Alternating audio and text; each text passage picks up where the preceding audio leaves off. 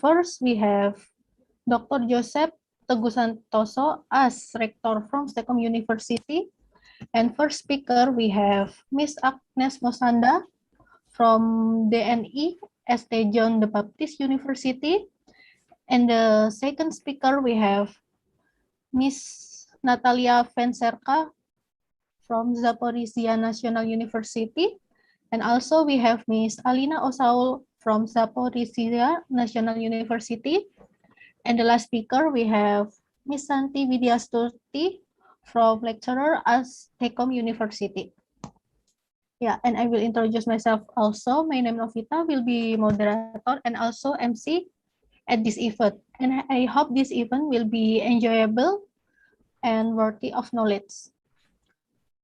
Before we start for another speech, I would love to tell you we are going to listen Indonesian national anthems, and then we have opening speech from our rector, Dr. Joseph, then continue for presentation from speaker. At the end, we have Q&A session in room chat. Yeah, for the next session, we will listen Indonesian national anthems. So, Mr. Tito, you can start it.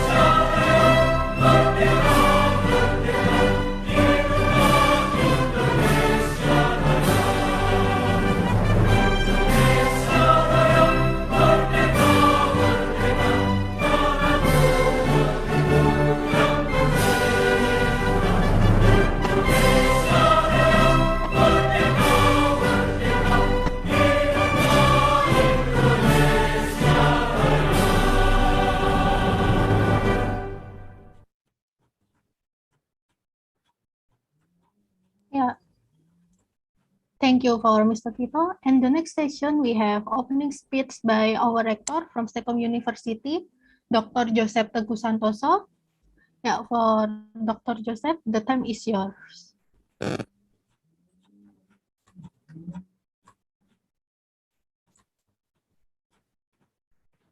For Dr. Joseph. Yes.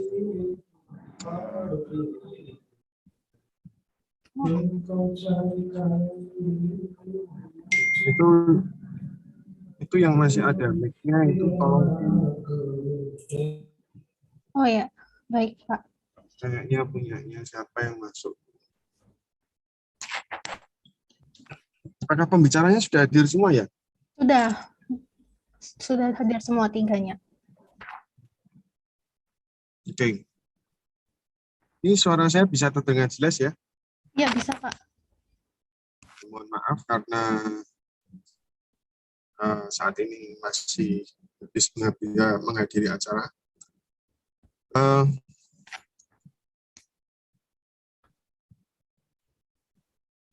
Good afternoon, ladies and gentlemen. The honorable our speakers today, Mrs. Natalia Venherska PhD, Associate Professor of International Economics, Natural Resources, and International Tourism Economic Department from Zaporizhzhia National University, and Ms.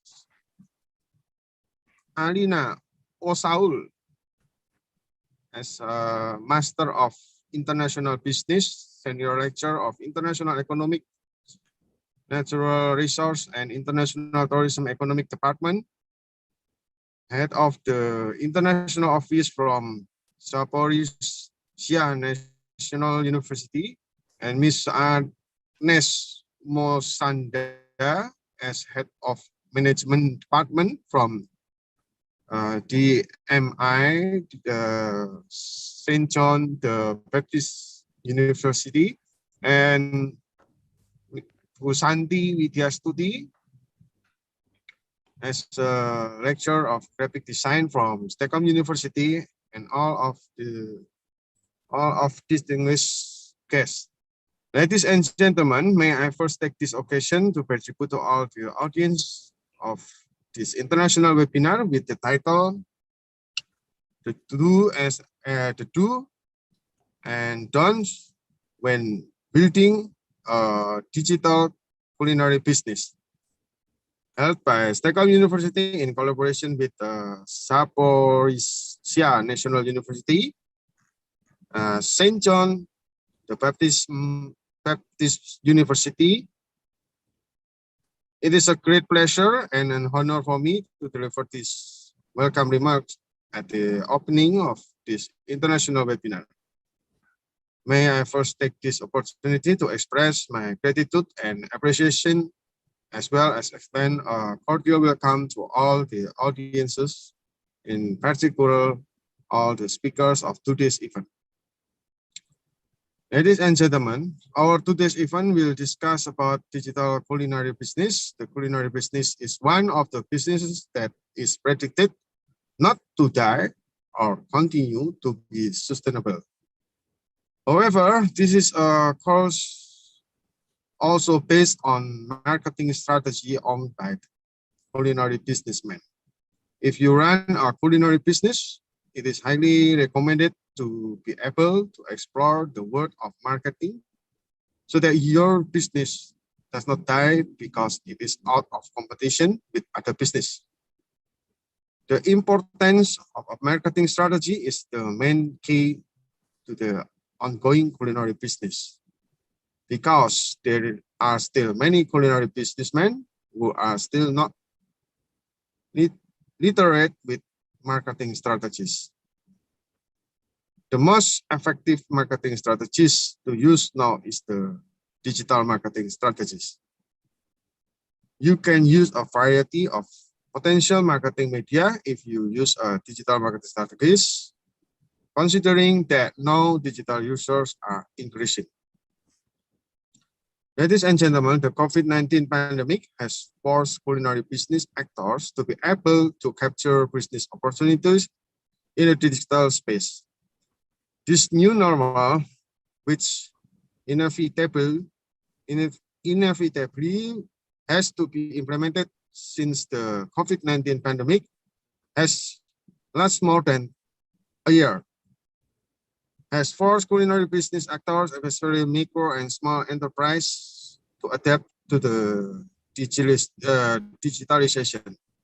Despite that, there are some tips that I can share to you and will explain more by our speakers today. In this case, I just sharing just a little bit about that. First, pay attention to your product branding and design. It means that you have to create value, and good product display can be a first impression for your business. You can make an attractive product photo display so that you can suggest customers to be interested in your product. Next, optimize social media. Social media is one of the digital marketing strategies that has the potential to get a lot of new customers. Now, it is not only the fashion business that has entered the digital world. Many culinary businesses are using social media to increase product branding and sales of your business. Other tips for me is to take the advantage of potential ads. Often customers decide to buy because they see scattered advertisement. By utilizing advertisement from various social media, you can increase the value of your product. In addition, you can also get a lot of new customers if the ads that you make are as attractive as possible. Moreover, products from the culinary business will have great potential in influencing customers with suggestive advertising display. Ladies and gentlemen, based on the information above, it can be concluded that culinary business goes digitalized. This is the way to save the culinary business from the pandemic situation, and also this is the impact of the Industry Revolution 4.0, where technology is used in every sector in our life. Ladies and gentlemen, I hope through this international webinar, we can get more information about building digital culinary business. To conclude, I would like to extend my appreciation to the International Affairs Organization of Stekom University for making this international webinars. And finally, I wish you to enjoy the webinar today. Let's pray that our effort remains in the blessing of God Almighty. Amen. Thank you. Ms. Novita. Yeah, thank you for opening speech. And the next session, we have a first speaker from John the Baptist University, Miss Agness Mosanda as Head of Management Department. So Miss Agness Mosanda, you can start for our presentation. Thank you.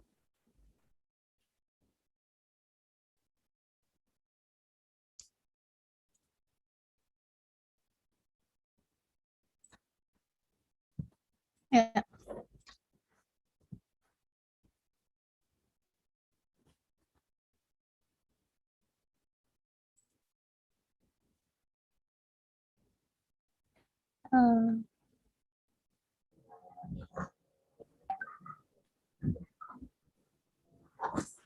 Thank you very much, Mom. I don't know, can you hear me? Yeah, I can hear you. Okay, thank you so much. Greetings from Malawi, that's Central Africa. Actually presenting right from DMI St. John the Baptist University that is located in Malawi, Africa. So first of all, I would like to thank you for including us again to be part of your webinar. Yeah. So my presentation, I'll just start. I will not take much time. I tried as much as possible to summarize it. So as it is, we are looking at the do and the don'ts when building a digital culinary business. Actually, culinary business is a very, very viable business. As entrepreneurs, I think we should think much about it. And when it comes to digital, looking at the pandemic these days, it does affect more businesses, but we cannot stop from making money or earning a living. Not all students are going to be employed, so we need to think about entrepreneurship. So this culinary business is really viable. As you can look at my introduction, you see that culinary business is related to food and cooking. And it is a type of business that never dies. We can agree with that.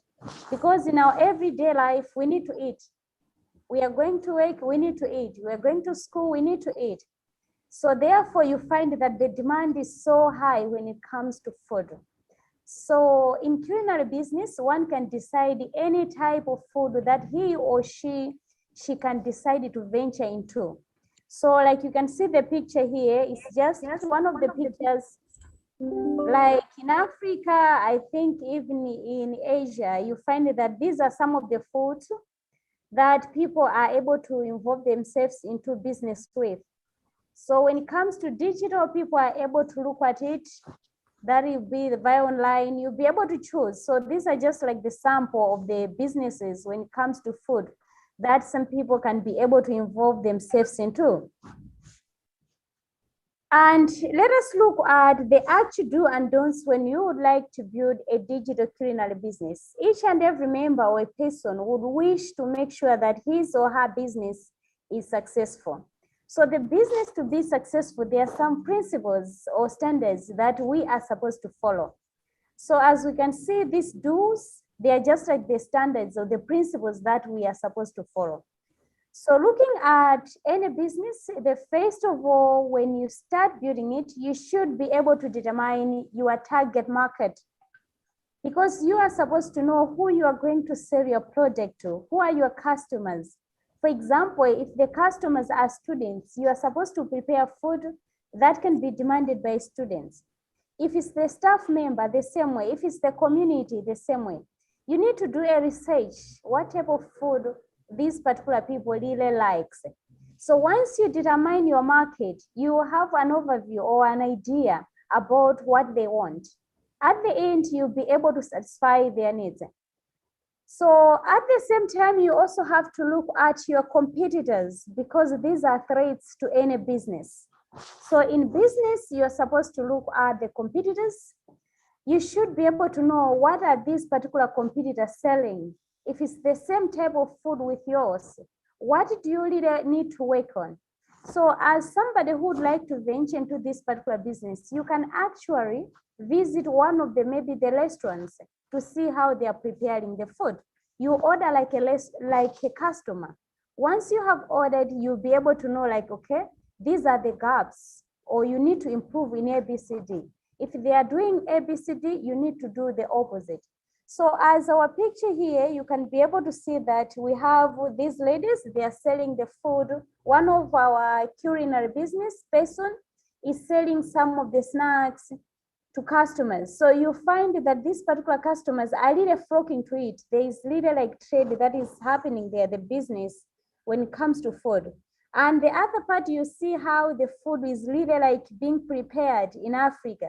People, they are really striving so hard to make sure that they should make the best. So you find that the competitors can use different methods when it comes to prepare the food. But at the end of the day, what we are looking is the taste, the quality, what really they demand, what really like your audience are looking for. So that's about the first part of the do's or the standards that we are supposed to follow. And let us look at the next slide. So the next slide, another do that you're supposed to do is to take control of your finances and raw material. So when it comes to finances and raw material, we know that for business to do it well, you need to be financially like equipped, or you need to have adequate finance and the raw materials. So when it comes to raw materials, these are just like the input or the ingredients that you'll be using in your culinary business. You need to have enough or adequate, but at the same time, you really need to order or to purchase the raw materials that are not too much according to your demand. Because sometimes if they are too much, you find that they can get rotten. So that one, it can just lead you to losses. Therefore, that is not important in your business. So when it comes to finance, you really need to take control in that. The things that you are purchasing or you're buying should be the things that will be able to aid or to help boosting your businesses. And also you need to look at to cover the basics. So in each and every business, you do have the basic requirements. The same when it comes to the culinary business, we have basic requirements. So make sure that all the basic requirements of culinary business are met. This might just include, maybe to give an example, we are looking at the food hygiene as well as environment. When people are coming to eat, some people can be like, they can have that curiosity even to see how you are preparing it, right from the kitchen. You should make sure that you are smart. There is that hygiene. There shouldn't be like flies all over. People will run away from you. And at the same time, you should make sure that your environment or the restaurant or your kitchen is such in an attractive manner. People should be attracted when it comes to that point. So those are just like the basics. Even when you're choosing maybe the colors of your decoration, it should be the colors that will not make your customers to run away. So as it is digital, if you set these particular basics, you can actually try even to do that one to share in social media. People can be able to know how attractive your business is.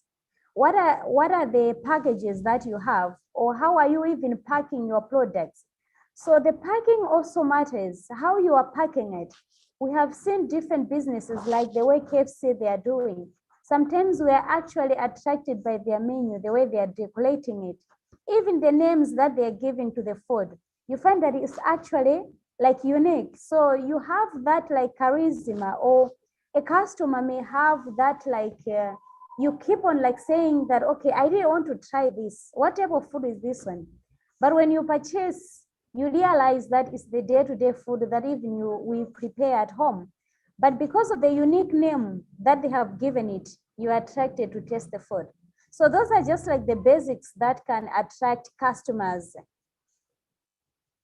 And if we see the fifth point, we can look at train your staff very well. In this business, we can't lie. One person you can really not manage because it can be something that is busy. You really need to have staff, like members of staff or employees, to help you to build this particular business. So the employees are the one who are going to be working with you day to day. But these particular employees, to make sure that they are aiding or they are helping your business to be successful, you really need to train them. They need training. If they don't know how to cook, you should be able to teach them. Find somebody who has an experience in this particular business, or who is like a qualified chef to be able to teach this particular stuff. Train people who can be able, who have got the ability, they have passion. They should be able to have passion. So once you train them, they'll become experts in such a way that you have raised complaints from your customers. And also you should, one of the major points that you should look at is to market your business. You should be able to market your business. If you don't market the customers, the level of customers can be low. So in this business, we really need to have maximum number of customers. We need customers to flock to us, looking at the competitors. So you can market your business using different methods, but these days we find that social media is really trending. So you find that you can also be able to use online marketing, whereby this particular online market, it allows you or it gives you the platform to be able to sell your products to customers or to people who are not even within your environment or within your location. But once you're marketing, you should be able to be that particular person who is flexible. Tell them that we can deliver the food anytime. And if it's about an order, tell them maybe you need to make an order 10 minutes before. Or if it's not about the order, you tell them that once you place an order, it's just within a few minutes your food will be ready. So in that way, that when you are marketing, you should also be able to attract your customers. The customers, they should feel valued. They should feel that your business is not a flop, but the business is really going to do well. So as you can see in this image, we find that there are chefs who are trying to train some of the new employees in this culinary business. They are helping them, they are training them how they can be able to prepare different types of food. So you find that these particular employees, they are very jovial, they have passion. Because we believe that if you have passion, if you're so much happy, even the food that you prepare, it will be good. That's how we believe in Africa. But if you are not jovial, you are angry, we believe that the food that you're going to prepare will not be tasty. So you really need to love your job. So have the employees that really love this type of business or really love the food type. And at the same time, they're eager to learn. In that way, they become fast learners. And also, when you want to have this successful business, you should make sure that you invest in quality equipment. So the equipments, we are just looking at the things that you'll be using in this particular business. So for example, for us to prepare food, you really need to have maybe sometimes the modern, the cooker, the gas stove, even the plates, the pots, all those things, they should be of quality. And they should be the things that can sustain you. You should be able to purchase the products or the equipments that will really do good to your business. So if, let's say, for example, you can't really manage to buy a gas stove, for us here, we use manually. Sometimes we call it charcoal or even firewood. But what matters is just about the quality of the food. So you find that in the kitchen, I would wish to share those images, but unfortunately we had some network problems. I couldn't find more of the pictures. That's the unfortunate part. So you find that we actually use the manual. So this manual, you find that what matters is about the food and the hygienic, the environment, not about the modern. But these days, you really have to invest more in the equipment. So you really have to make sure that you have this particular modern equipments, invest into that, so that each and every type of food that you would like to prepare, it shouldn't be a struggle for you. And you should also be able to have a backup. For example, if you're using like the electricity, you should be able to make sure that you have the gas stove, because you know that the gas stove doesn't really need electricity. And the other point that we are looking is manage your human resource in this business. Managing the human resource is also one of the key principles in culinary business. Whether it's digital or it's not digital, but the human resource should be prioritized. So these human resources, we're looking at the employees, the people that are working for you. They should be happy under your management. Once they are happy, they'll also be able to deliver well your services. They'll be able to serve the customers very well. If you're a happy employee, you also make the happy customers, or you are also able to deliver your quality services to the customers. So if it's about the welfare of the employees, you really need to look at their welfare. Make sure that you are giving them some incentives as part of motivation. So if you're motivating these particular employees, to you, it will be like an advantage, whereby these employees, sometimes actually they can actually work without even money because you are motivating them enough. So you really need to manage them. They should be satisfied. They should find satisfaction in their job. So if they find satisfaction, they'll be able to deliver quality services, which will result into the highest customer satisfaction when it comes to this business. And the last do that we are looking here is use the culinary software.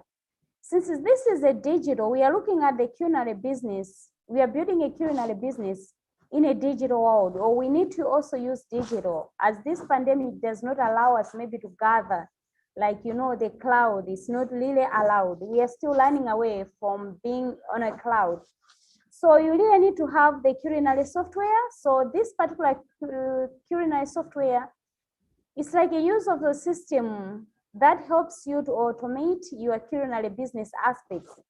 For example, if you would like to order food from a certain restaurant, you should be able just to punch in or to click on this particular software, whereby it will be able to give you, or it will be able to give or to share the platform to all the customers to know what type of food is this particular business selling, or what type of food are these particular people selling.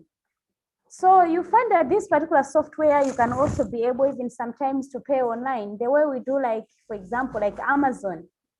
So you'll be able maybe to purchase different variety of food. So the same way, if you're into this particular business, you should be able to really work hand in hand with the IT guys, or you really need to find the IT people to help you to build your website, or even the installation of different softwares, so that it should be easier for your customers to place an order online.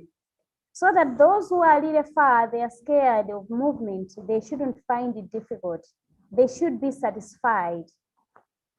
So those were about the do when building the digital culinary business. And let us look at the don'ts. So we have the don'ts when building a digital culinary business. And if we can see the first don'ts, the mistake that each and every business owner of this culinary business, he or she can do, is never to think or believe that the customer is always right. Like Mahatma Gandhi said, that the customer is never wrong. We should also be able to accept that one. When you're in this business, when you're dealing with the customers, you should be able to understand that the customer is a king. You cannot be there without a customer. So believe that a customer is always right. If you don't believe that the customer is always right, your business cannot be successful. So as you can see in this image, we'll find that there is this chef who is trying so hard to make sure that the customer is calm down. So you see that the customer looks that is an angry customer. Maybe she is not happy with something that went wrong in this particular restaurant, whereby the chef is just trying to calm her down, that madam, please calm down. Everything will be light, we'll do ABCD. So the same way, even if the customer shouts at you, you don't shout back at the customer. Always treat customers like queens and kings. So in such way, you find that even if when you know that they are not long, they are not light, you just say, yes, madam, yes, sir, yes, ma'am, we are really going to work on this. So in that way, it makes the customer to feel heard, and it also makes the customer to feel really good. So in this way, you find that once the customers knows that their voices can be held, it makes your business to go to be successful. Because I know that if I go there, I will not find employees that have got an attitude. But the employees, they are always smiling. When we have a problem, they are able to address. So in such manner, it gives you a room as a customer to keep on visiting that place, because you know that they will really hear my voice. When I say change to this, you always do that. And the other principle that we are looking at, we shouldn't be able to joke about, is ignoring social media. We know that now we are living in a digital world. So social media is one of the key, the most essential aspects that you find that worldwide people are really using. So social media is also one of the criteria that can also help us to boom our business. So we shouldn't really ignore social media. Like for example, in social media, you'll find that people, they are really criticizing about your businesses. People can promote your business through social media. But any comment that has arised through the social media, we should be able to address that one. Never ever ignore the social media, because the social media can kill your business. Sometimes it can be just like the rumors, the negative rumors about your business, but don't ignore it, address it, make a point. Even if it requires you to have a press, you should be able to communicate. But everything that you see on social media, try to think about it and apply to it as a business person. Because you find that things start slowly, but if we ignore these particular things, they'll keep on growing and they can affect your business. And the other part of the don'ts when building a culinary business is be afraid to try new things. Let's not be rigid when we're building this business. We should be flexible. Let's try to update ourselves, to try new things. We are living in a world whereby things keep on changing.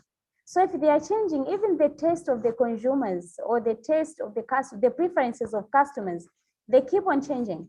So if the customer says, no, you are just, your menu is just full of this particular food, I think it's too spicy, you should reduce the spice. Or maybe this type of food in your menu can also add this. Even if you don't know how to prepare that, make a research. Once you make a research, find somebody to train your employees so that you can be able to try new things. Customers, when they're coming to your business, they should be able to see that you have got different varieties. You keep on changing. So you'll be surprised that if you try these particular new things, you even find more customers to this. And also the other part that you shouldn't do is to ignore the problems.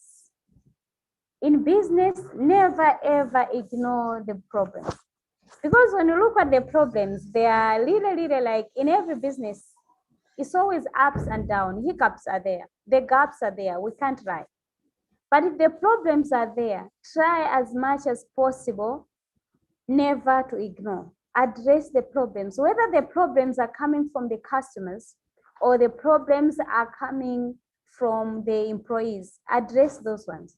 Those issues, if they are well addressed from the initial stage, you'll find that it can do better to your business. So never ever ignore the problems that may arise, even in different platforms, but try as much as possible to address. And the other part, that is the last part that we are looking at, is give up. Never ever give up. As we have seen, the fourth point in the don'ts, never ignore the problems. The same way, never give up. So as we have seen that in business, not like you just find that maybe you have just started a business, and for it to boom, sometimes it can take even some people 1 year for you to start experiencing the break even or to start enjoying the profits.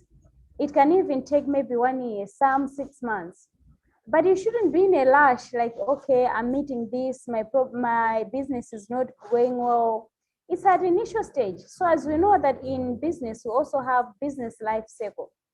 So you find that at the initial stage, things are always like hard because people, they didn't need to know you. You didn't need to market. You spend a lot of money and you have less customers. But in this, you still have to push up. You really have like to go up, to do all the mechanism to make sure that you don't give up. You should be able to have that charisma that I will do it, I can make it. Whatever it takes, you should be able to grasp that particular point.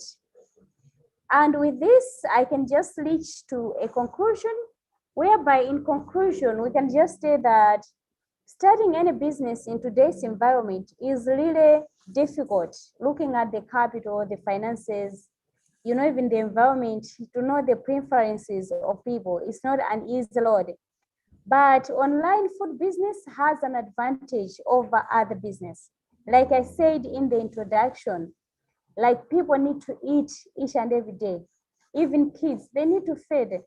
So there's that an advantage. So you do it like online, it's just a matter what are the approaches that you're using for your business to boom. So we all have to eat each and every day. Sometimes we have to eat in the morning, lunch hour, as well as dinner. But in between, we also need some snacks. So online business is really good. We also have different tastes and desires. That is in our diets, which allows like a niche-based food products to succeed.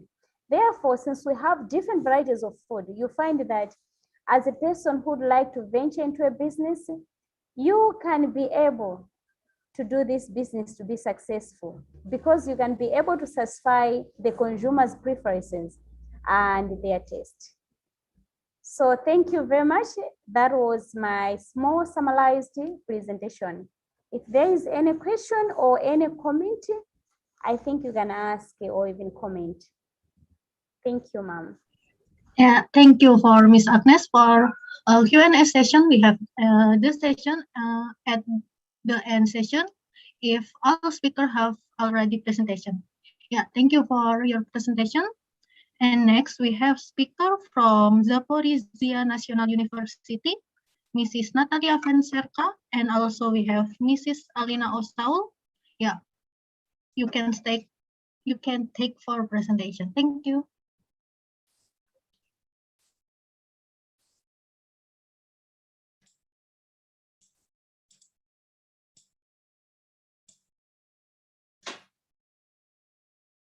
Ladies and gentlemen, thank you for inviting us to participate in the webinar. Today we are presenting the binary report, Creative Rural Tourism and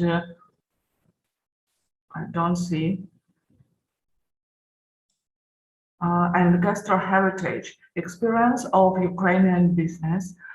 We have made the report under the implementation of the Erasmus Plus Jean Monnet project, Diversification of Rural Tourism through Sustainability and Creativity, which is made in Zaporizhzhia National University, Ukraine.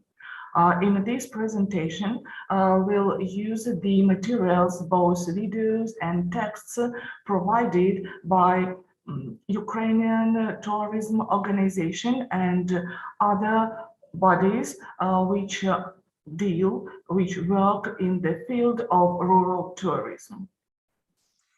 We are glad to be a part of this event and would like to present our report about Ukrainian business. So let's start about Ukraine. Ukraine is one of the biggest countries in Europe. It is located in the heart of it in its east southern part, we border with Belarus, with Poland, with Romania, with Hungary, and some other countries.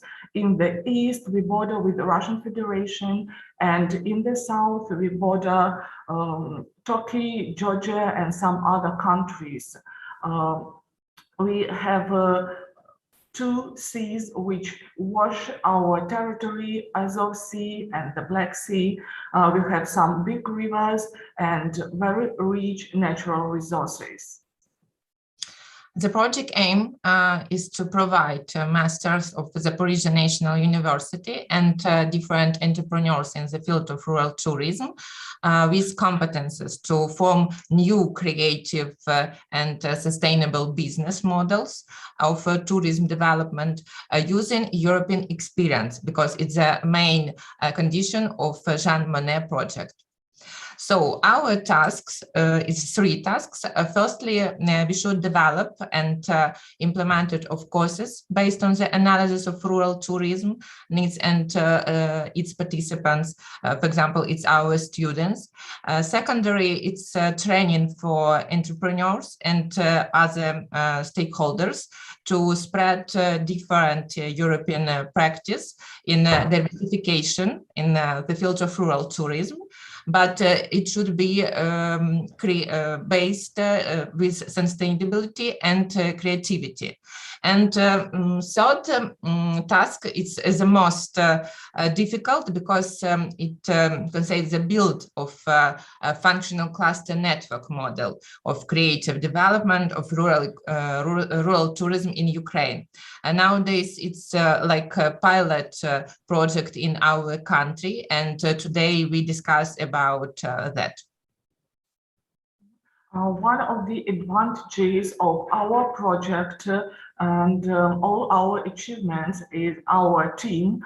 Our project is interdisciplinary project, as it is presented by the experts in the field of economics, rural tourism, environmental study, education, philosophy, and some others. So about rural tourism and diversification.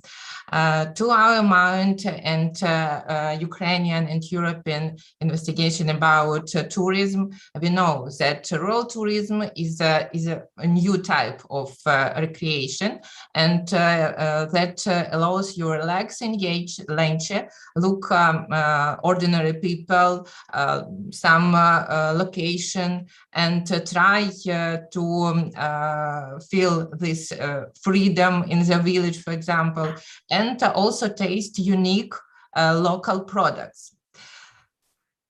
Alina, please. Ukraine has a big territory. Its western parts are presented by rich natural resources like mountains and lots of forests. Its central and eastern parts and their specialization are determined by the steppe zone and the nature of the steppe zone of our country, and the southern parts of Ukraine are predominantly specialized in the fields which caused by the influence of our water resources of our 2 big seas. Now we would like to ask you, would you like to visit the location of rural tourism in Ukraine? Now I send you on your chat some questionnaire, and we show you a video which was created by the National Touristic Organization of Ukraine. And after watching this video, we ask you to answer the question.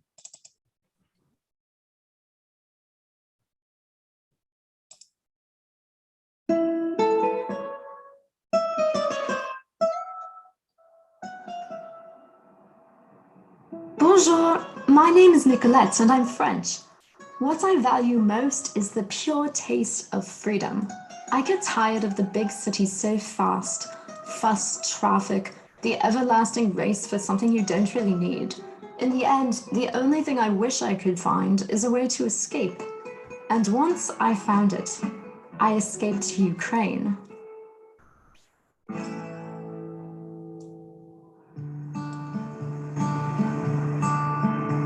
I wasn't expecting anything. I just wanted to be in harmony with nature and to breathe to the beat of my feet. I found myself in a village somewhere in South Ukraine. I rented a bike and started my journey. It was based on the typical rural life of Ukrainians. I visited people's homes and was completely surprised by what I saw there.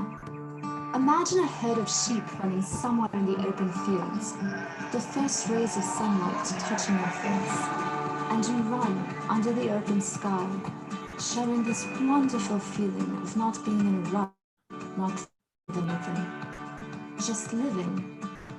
What surprised me the most was the variety and taste of local goods. People always say French cheese is delicious. Well, I'd like to ask you, have you ever tried Ukrainian? You definitely must. The little craft dairies took my breath away. It's such an interesting experience to see how the homemade cheese is prepared and to taste it, the fresh, unusual, unforgettable flavor. Did you ever try true milk? Not from the supermarket, but really from the cow, right after milking? I did. I wish you would too. Wait, I forgot to tell you, I tried honey straight from the comb. Another once-in-a-lifetime experience. I hope to do it again. And the greatest thing about my trip, grape stomping. I danced on grapes like in a Celentano film. Occasionally, it helps to avoid the bitterness of it. There are modern techniques that do it as well, but it was so fun to do it the traditional way. I could tell you about my Ukrainian trip for ages, but it's better to try it yourself. The only thing I really want to do is to go back there, to the place where I felt pure freedom. Ukraine, as free as you. So, after this video, you see that rural tourism is a really key for diversification of rural territories.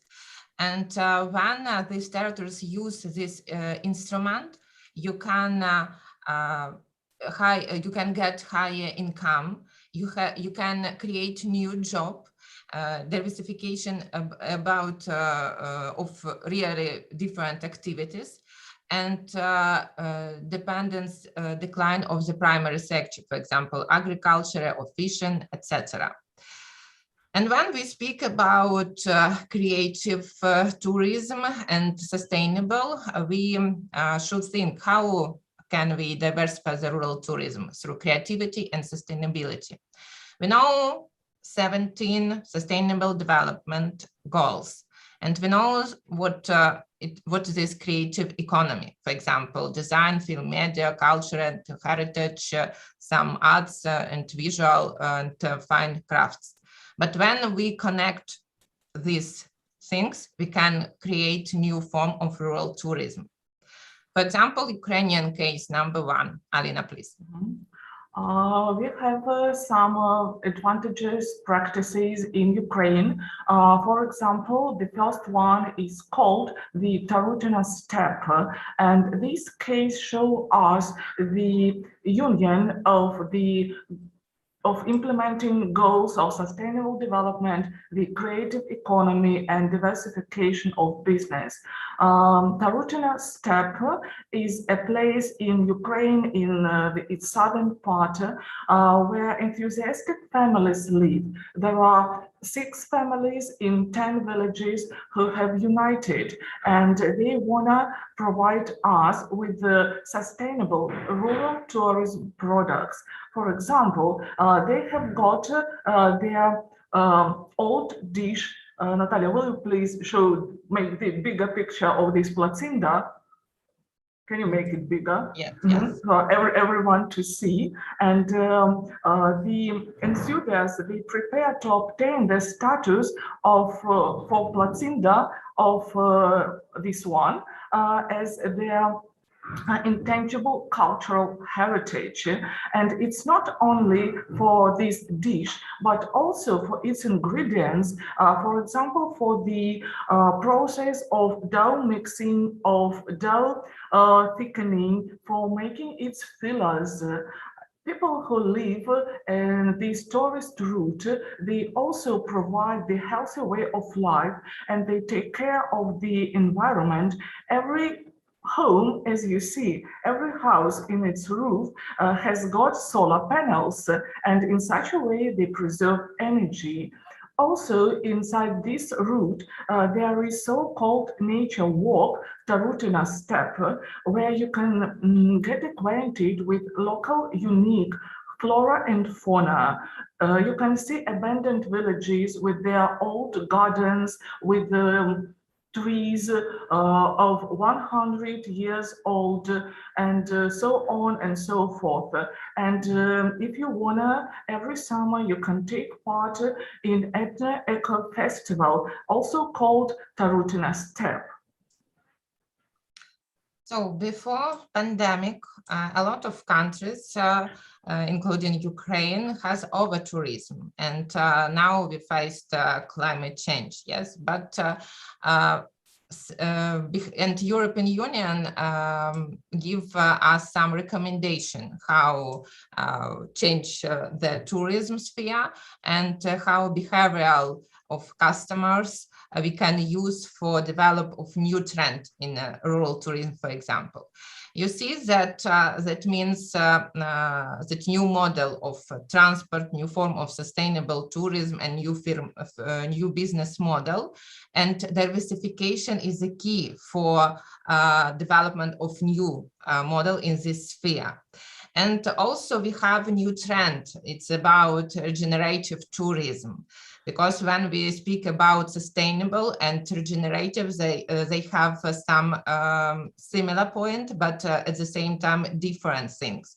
For example, regenerative tourism focus on giving back and contributing to the proactive regeneration of communities, cultures, heritage, places, landscapes, and so different point. So we can use this experience from European Union and develop new model, connected cultural, creative, and regenerative tourism.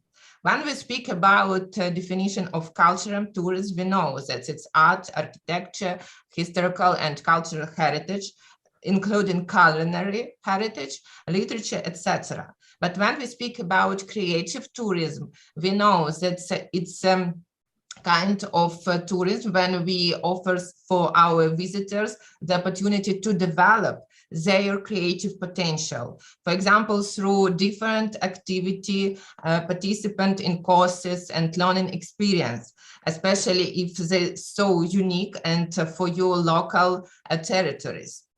And when the area has this potential, yes, you can connect creativity and innovation. For example, 4-pillar economic strategy: agriculture, tourism, commerce, industry, arts, culture, and history. But for example, in Ukraine, we have some problem. It's a lack of trust and coherence between community. And it's a really big problem because we don't made a new cluster work, but at the same time, using help from European Union and funded by this institution, we have a new experience. Alina, please. And this experience is presented in big projects which are being implemented both by Ukrainian entrepreneurs and our European partners. These projects are called Wine and Taste Routes of Bessarabia and Transcarpathia, but the general idea is to provide these wine and taste routes all around Ukraine. These routes in Bessarabia, for example, and in Transcarpathia determined by local traditions, by local natural resources, and they are presented by numerous businesses who have united under the idea of promotion of our culinary products, of our traditional products, touristic products inside the Ukrainian market and abroad. For example, the wine and taste route of Bessarabia, it is more than 900 kilometers and about 100 different companies and local communities and local authorities who have united and who have now attracted millions of tourists, not only in Ukraine, but all over the world. And as you see these points on the maps, these are not the old businesses who are presented in these territories. To name a few, here you can see organic wineries, contact goat companies, wine cellars, family cheese factories, boutiques, hotels, different recreation complexes, and more, lots of them. So nowadays we have a pilot project in the sphere of local destination marketed organization, because National Touristic Organization of Ukraine was created 5 years ago, but local demo and regional, it's only now. For example, in our region, Zaporizhzhia region, nowadays we have only 2 pilot local destination marketed organization. This organization have the goals to promote touristic products for national and international markets. So would you like to test the gastro-local products in Ukraine? I think after these pictures, you have desire to visit our country, and you see how your desire depends on quality of pictures, because it's one dose of culinary heritage. And also important thing that, for example, when people who have some emotions connected with this quality content. So, and we propose you to show second video about gastro and wine tourism in Ukraine, and try to answer the several questions in our questionnaire, please.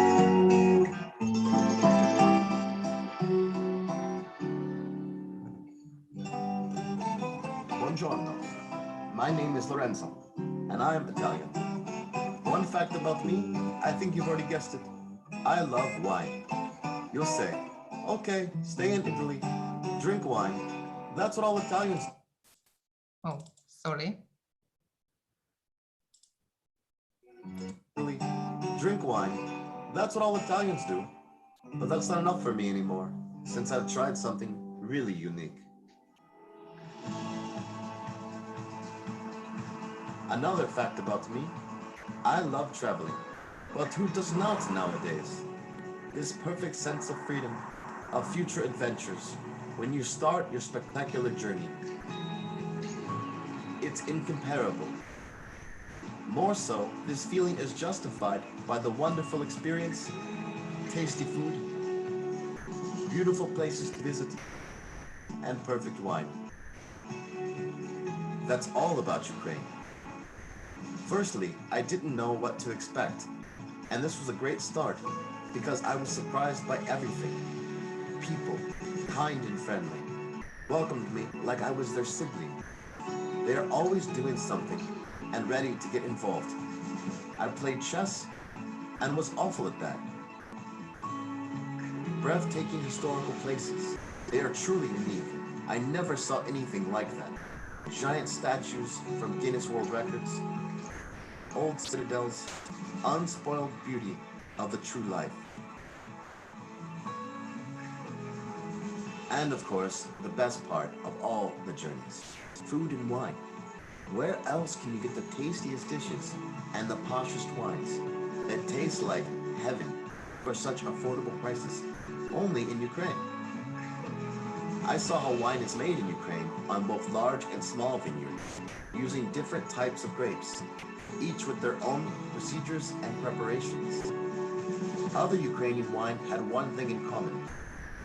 The taste was unforgettable. I can't drink Italian wine with such an attitude now. So you see that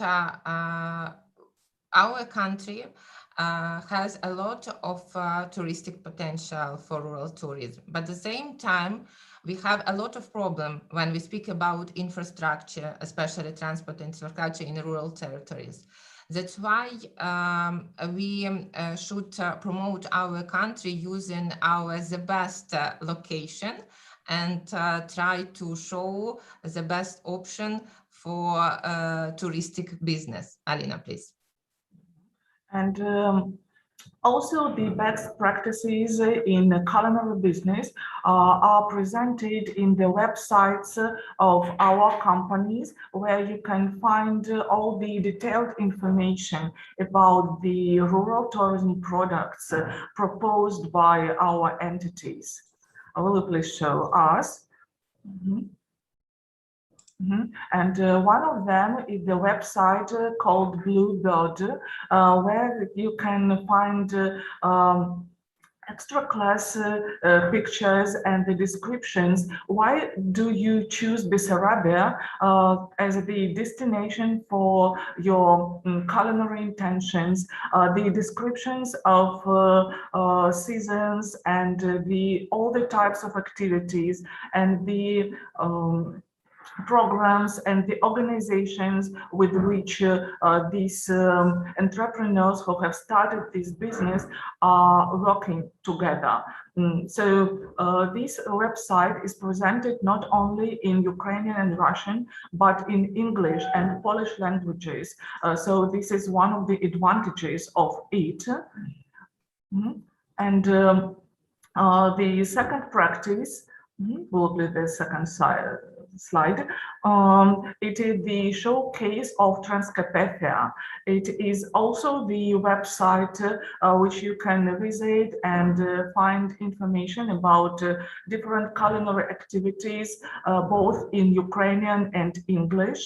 And these dishes are presented in various regions of Ukraine, and you can find out, for example, different festivals and different holidays of Ukraine, and dishes which are associated with these or that holidays. Or you can see the map of the regions of Ukraine, and also you can find these or that delicious dishes which are the visit card of this or that part of Ukraine.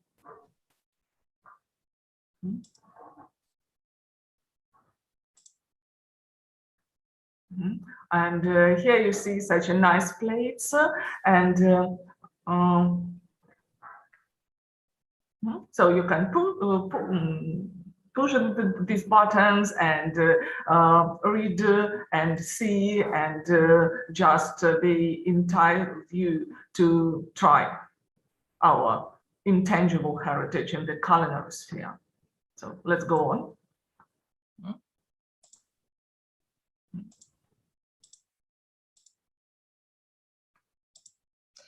So how we work with our students and entrepreneurs for implementing the best European experience and develop our Ukrainian practice.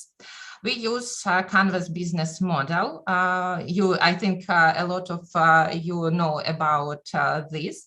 And when we speak about rural tourism, we accent about channels And for example, with our students, we discussed about digital gastrotourism.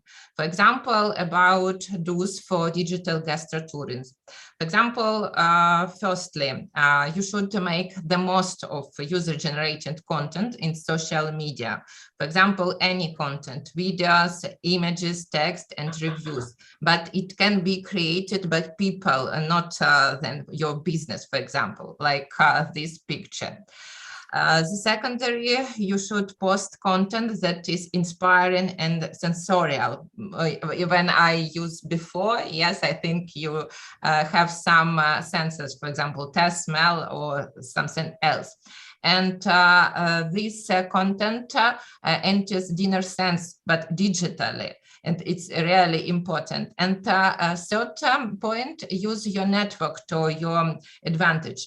For example, today in France and yesterday, Bessarabian wine and gastro route and Transcarpathian route, they presented their experience firstly for our country in some gastro fair.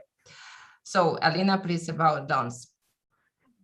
Nevertheless, there are some don'ts. So what you mustn't do when you work in the digital culinary sphere. The first one, you mustn't post without thinking. So the content which you share in the media has to be interesting and relevant to the customers. So you have to think. You mustn't hide your face. So if you post dish photos, you have to take pictures of yourself, and people have to see your emotions when you share these or that practices. For example, when you have breakfast or dinner in a rural territory, you mustn't just sell. You have to inspire other people to try this or that gastro products. The next one, will you please? We can't reshare pictures without giving credit.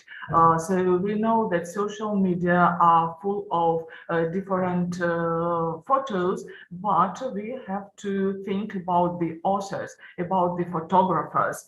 And also this is one of the must in digital gastro-tourism. You have to work, if it's your business, with the best photographers. If you wanna be, if you wanna have an advantage in this gastro-digital business. And number 5, don't.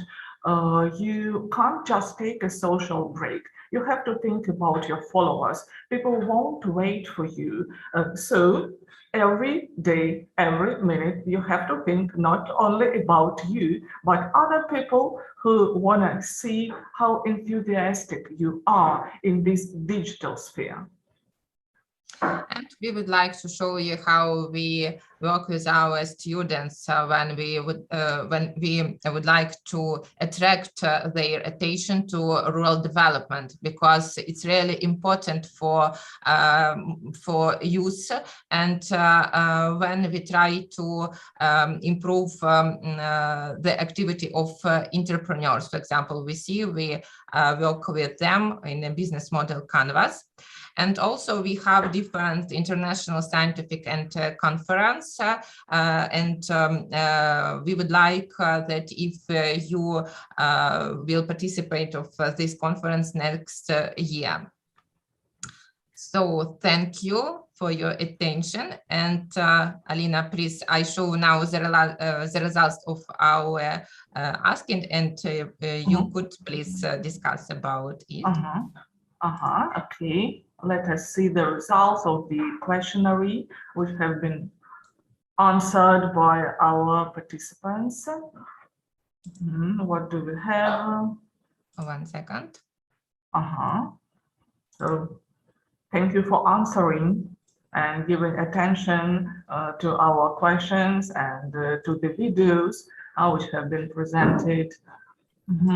So we see that the most active participants were Indonesians, and the second place occupy Ukrainian students. Then we asked you to evaluate the first video with the lady, and the highest 0.5 was given by 60% of all the respondents. We wanted you to assess the sensorial content of the first video, and the most of you told us that it impressed the taste, the sense of taste. The question was about your wish to visit the locations, and most of you, thank you, told us that you would like to visit Ukraine and would be really glad to see you here and to be our guests. The second video with the guy from Italy who enjoyed our wine and gastro industry in Ukraine was appreciated by half of you. Thank you very much. And the sensorial content is also associated with taste, and the sound was on the second place, and then came this side. We're really glad that you would like to visit the locations of Ukraine, both our rural territories and our ancient temples. And maybe they didn't mention, but we also have excellent urban area. So thank you for participating and for inviting us. It was a pleasure for us to see you and to present you the materials of our investigations. Thank you for the attention.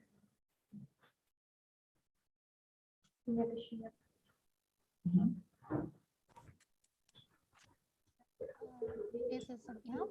Yeah,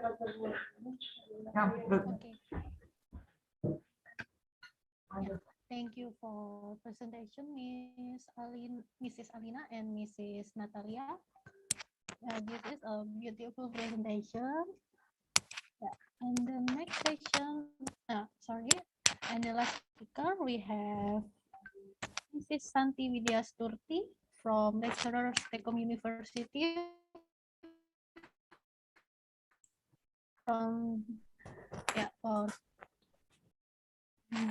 Okay, can you hear me? Yeah. Okay, I will share my PPT. Wait.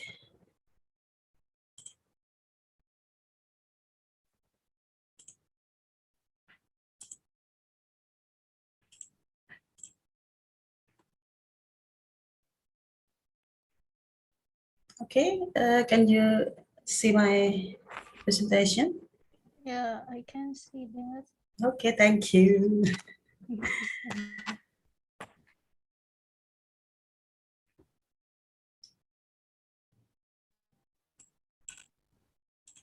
Okay, good afternoon, ladies and gents who attended of today's international webinar. With my respect for Honorable Mr. Dr. Joseph Santoso, Magister Computer as Rector of University of Science and Computer Technology in Semarang, Indonesia, who has given me a valuable opportunity to present a digital plenary paper with the title, The Do and Don't We Build Digital Culinary Business. And also my respect for the honorable speakers who will present Zaporizhzhia National University, Ukraine, the MI St. John the Baptist University, Malawi, and also China Fuzhou Polytechnic from China. And well, I will soon present my paper in the national webinar in this time.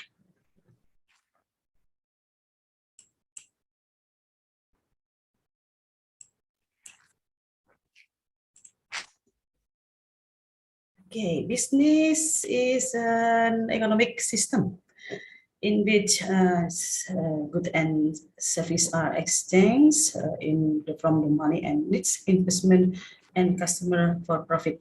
My topic related, the title is expanding the do and the don'ts when building a culinary business. And before that, I will show some videos related to digital product from culinary business in my city. Please enjoy.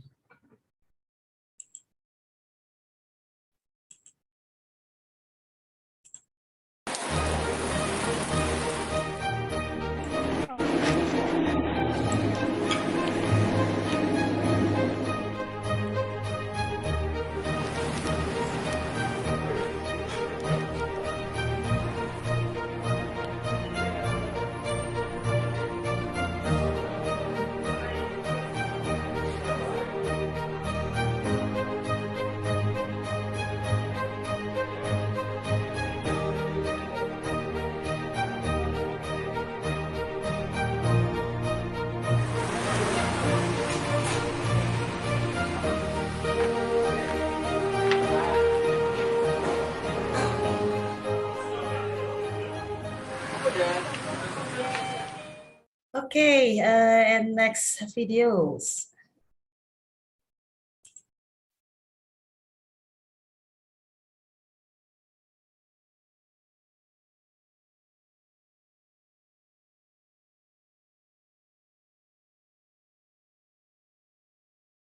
And the last. Oh, I'm sorry.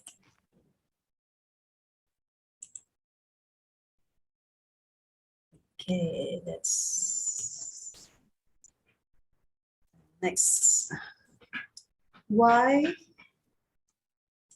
culinary business? Before I share why culinary business, in that video, I want to share that Tanduk Grill Ribs is a restaurant that my friend's owner has been in for a few years, starting from the culinary business of grilled ribs with letter Q, namely the coffee beverage business. As we know that in Indonesia, coffee outlets are trending everywhere.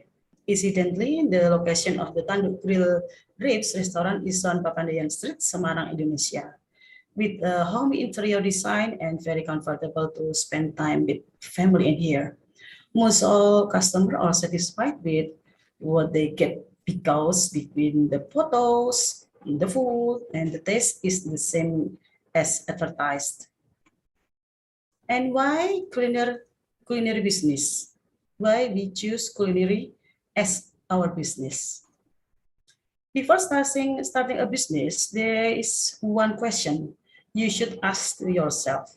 Do you just want to build a business that takes advantage of trend for a moment, or want to build a business that can withstand all trends? If you want to set up a business that can last a long time, maybe a culinary business can be your choice. So why culinary business? The food business is one of a business that survive among foreign trends. Of course, the quality of the food and drinks you serve. However, apart from the quality, the culinary business will still be a creative businesses. For those of you who still doubt the benefit of the culinary business, here are some reasons why the business is quite promising.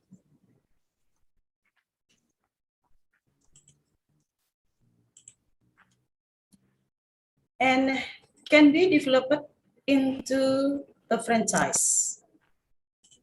The culinary business is one of business that is very often converted into a franchise. Just look at the various fast food outlet that only comes from one city can grow to spread throughout the world. Also look at the various simple food that start from roadside carts, now have thousands of the same carts throughout Indonesia. By opening a franchise, then you will have a greater income. And of course, the culinary business, there was easy to adapt. Food trend will continue to evolve. Your job as a culinary business owner is to be able to adapt. Fortunately, food is very easy to modify, thus making the culinary business one of the most flexible businesses to keep up with the times. And then, culinary business is simple. Unlike other businesses, the culinary business still tends to be simple. You just have to cook and sell it. if you can't cook, you can buy a recipe from someone with experiences and then hire someone who can. So you only focus in the big picture, which is managing the marketing and finance of your business so that it can last for a long time. The four reasons above or on the smart part of the reason why the food business is promising for you is the reason are able to describe the current position of the business among other businesses.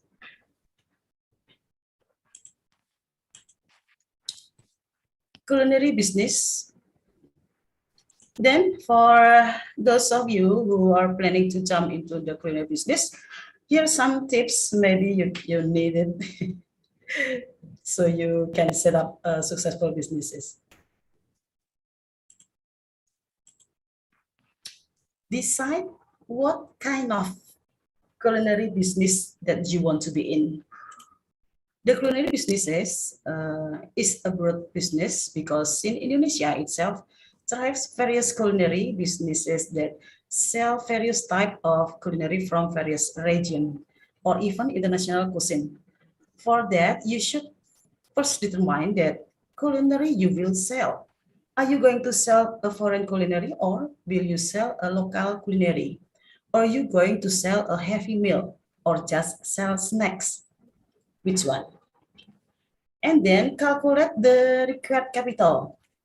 Like any other business, starting a culinary business also requires capital. How big the business you want to start will determine the amount of capital you have to prepare. If you want to be directly involved to the restaurant industry, of course, you need different capital than if you decide to set up a simple food stall. If you lack capital, then you can borrow from cooperative banks or some capital loan service providers such as a M.Kom Capital at any time. However, you need to weigh the pros and cons of borrowing capital. If conditions are not possible, it is better to start a small-scale culinary business first. No need to be grandiose, but for example, by selling snacks as cheap. But remember, when you're running a business, do not immediately spend off the profit you get. Set aside this profit for capital expenditure purpose. And then location is the most important about location.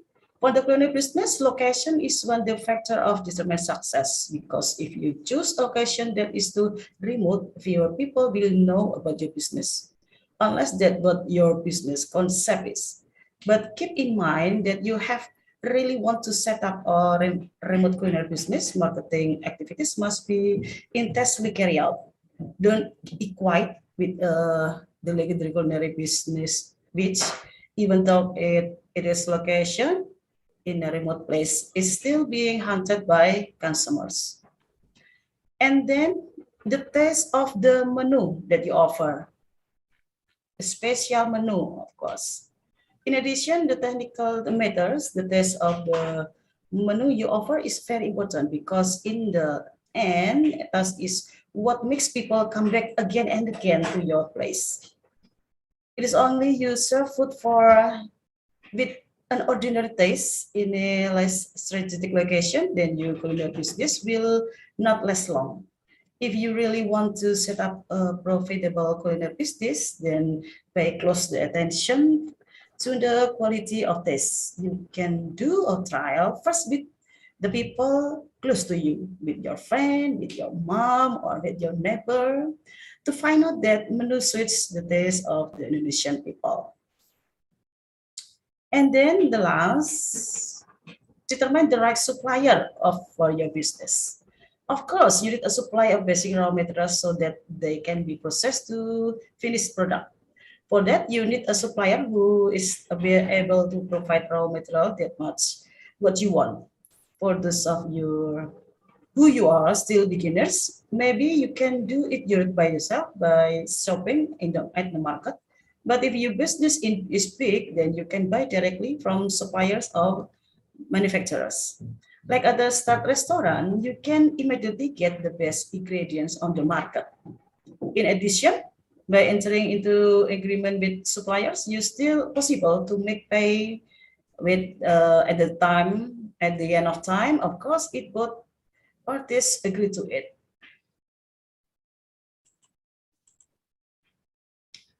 And next, recruit additional personnel.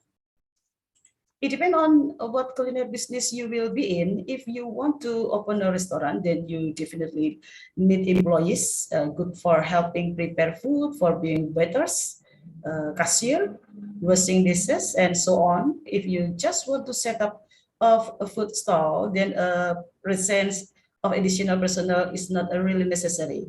However, it will be easier if you employ 1 or 2 people or more if needed. And then how about target market in digital culinary? Determine the target market for the culinary business will greatly affect that what culinary business you will launch. If you are targeting the upper middle class, of course, the cuisine served is more than just home cooking. Then will also be related to the capital expenditure that you will spend later. If you only target the lower middle class, then the capital expenditure will be smaller. Therefore, it is important to make a small business plan. It will include market research that can help you run your business later. And then interesting promo. You can make some of promo that people can interesting with it.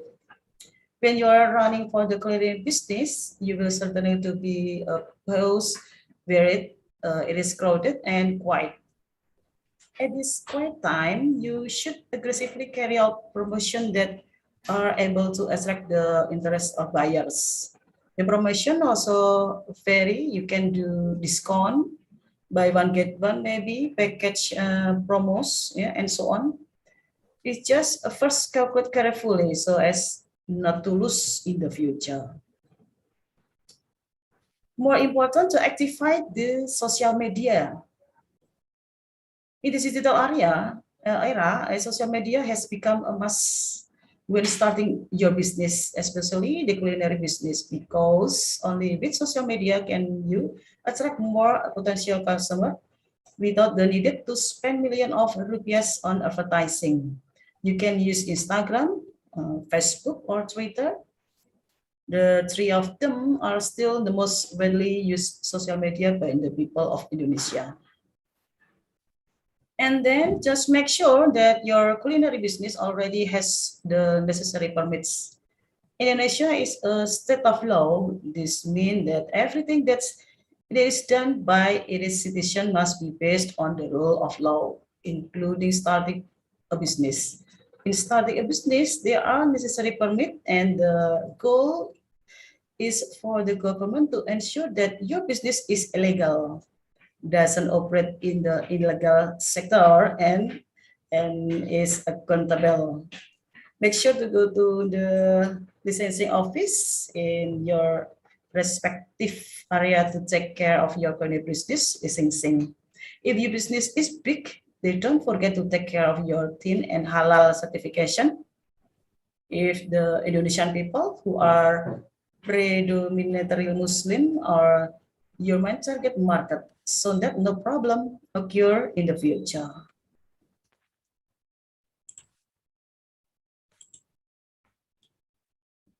And next, the unique of culinary business.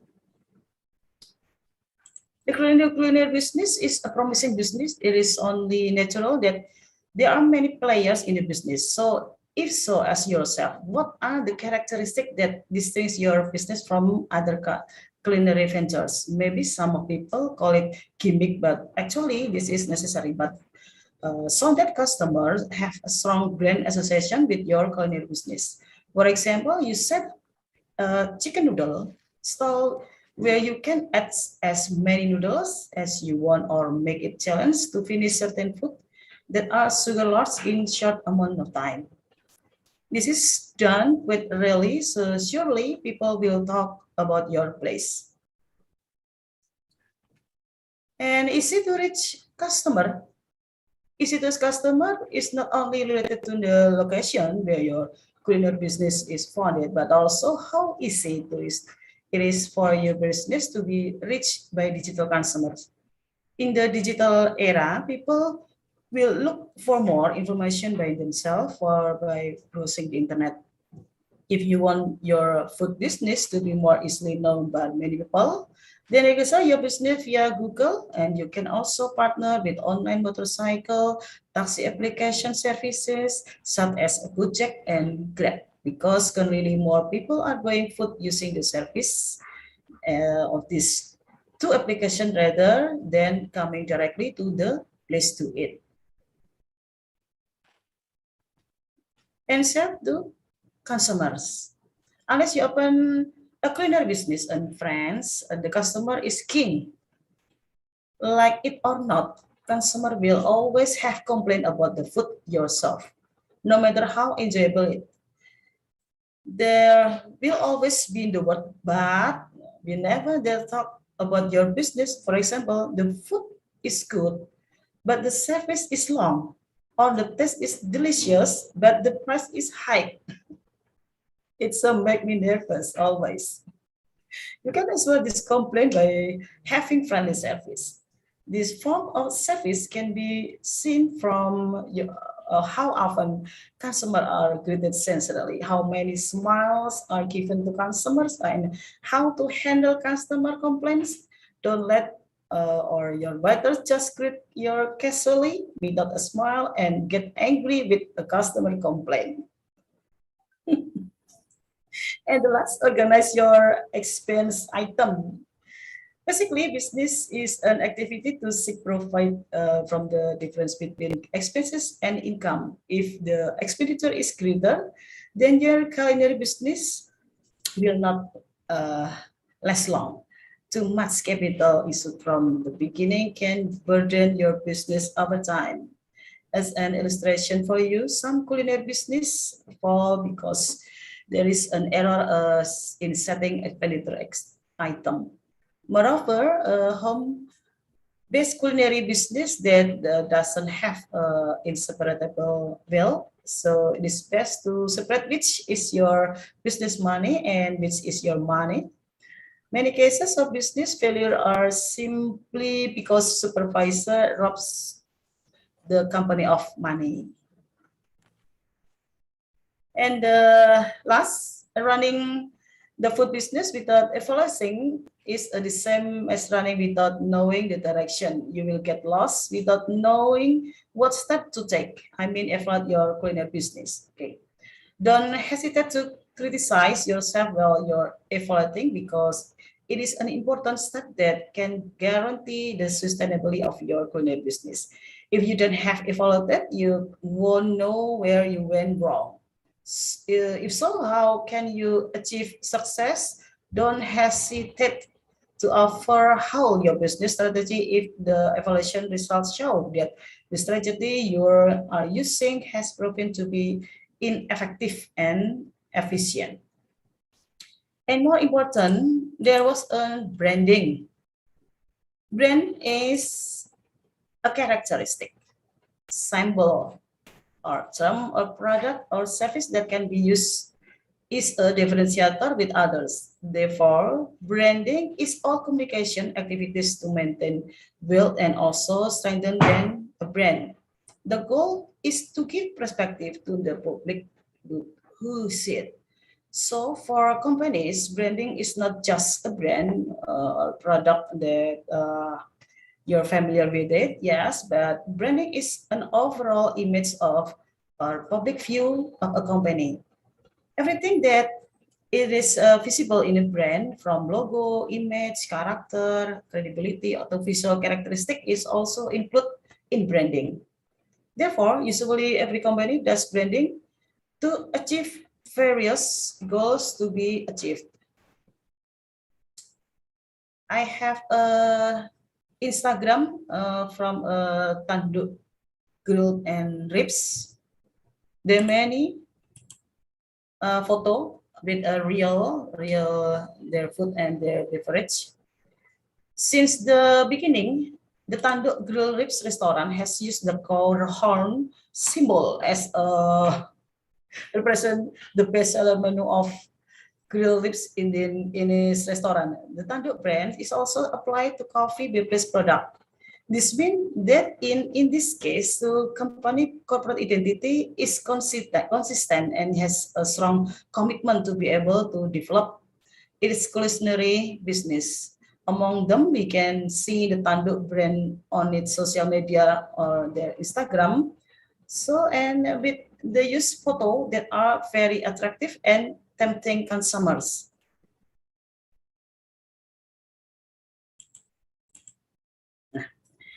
It's still about a branding. There are promotion attraction as a differentiator, build image, and market controller. For promotion and attraction, when you have a strong brand, a good perception in the remembered by the public, promotion will be easier to do. Consumer will tend to choose a brand that is strong or memorable. In addition, with a strong brand, there is a tendency to get new customer or repeat buyers. And branding as a differentiator.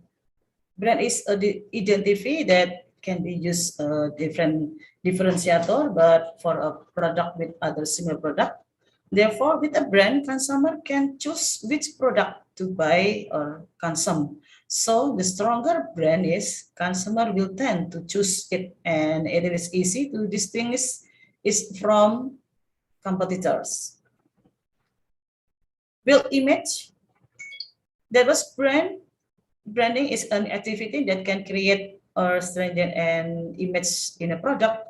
Image can be built from branding elements, for example, through brand names, logos, visual appearance, use the interpreter and influence brand ambassador, voice or jingles, and also from tagline. In addition, image is also influenced by prestige and also guarantees the quality of the product. Market controller, and the last is almost all consumers would choose a brand that has been established or widely known. So a strong brand can certainly control the market because consumers tend to choose brand that they already know.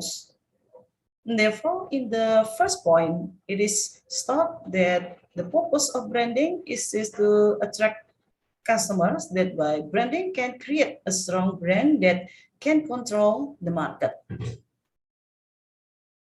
The importance of branding for companies, one of goals of branding is to create a good image in the public, which will affect the popularity of brand.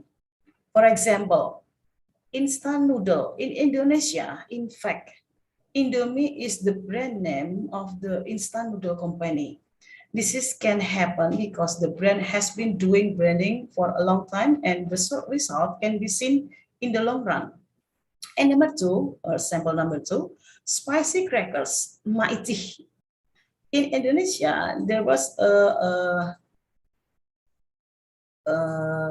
crackers, hearing the term Maiti, is brand of various authentic Indonesian snacks that have different level of spiciness. At first, Maiti was only marketed by word of mouth and only packaged modestly. Gradually, Maiti name continues so soar, which eventually carried out the branding process. Until now, Maiti is known as a spicy cracker brand that has a level of spiciness. Whereas in Indonesia, there are many similar snack business, but Maiti is the one of the famous until now. That's great.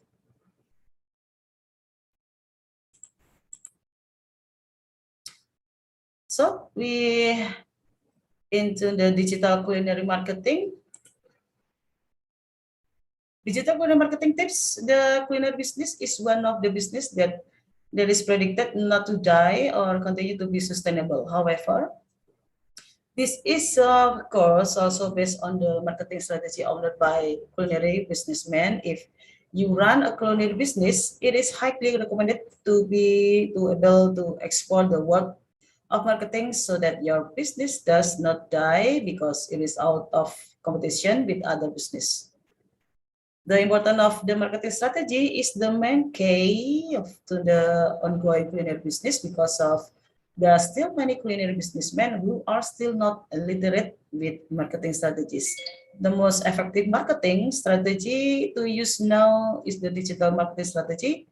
You can use the variety of potential marketing media if you use a digital marketing strategy, considering that now digital using are increasing. Number one, why should you use digital marketing? Number one, internet user increase. It is undeniable that internet user in Indonesia show a significant increase every year. You can take advantage that this potential by entering your business in the digital world and can reach many consumers. The existence of large number of internet user, of course, has the potential to be able to reach many new customers as well. Through the digital world, you can choose various marketing media that suits the target audience for your business. And digital culinary marketing can increase customer engagement with content marketing through creating content that fits your business. It can be a medium to build relationship with customers. In addition, with digital marketing, you can also be more intense of communicating with customer. And there's many promotional media. So the digital marketing, you can use a variety of potential marketing media for your business.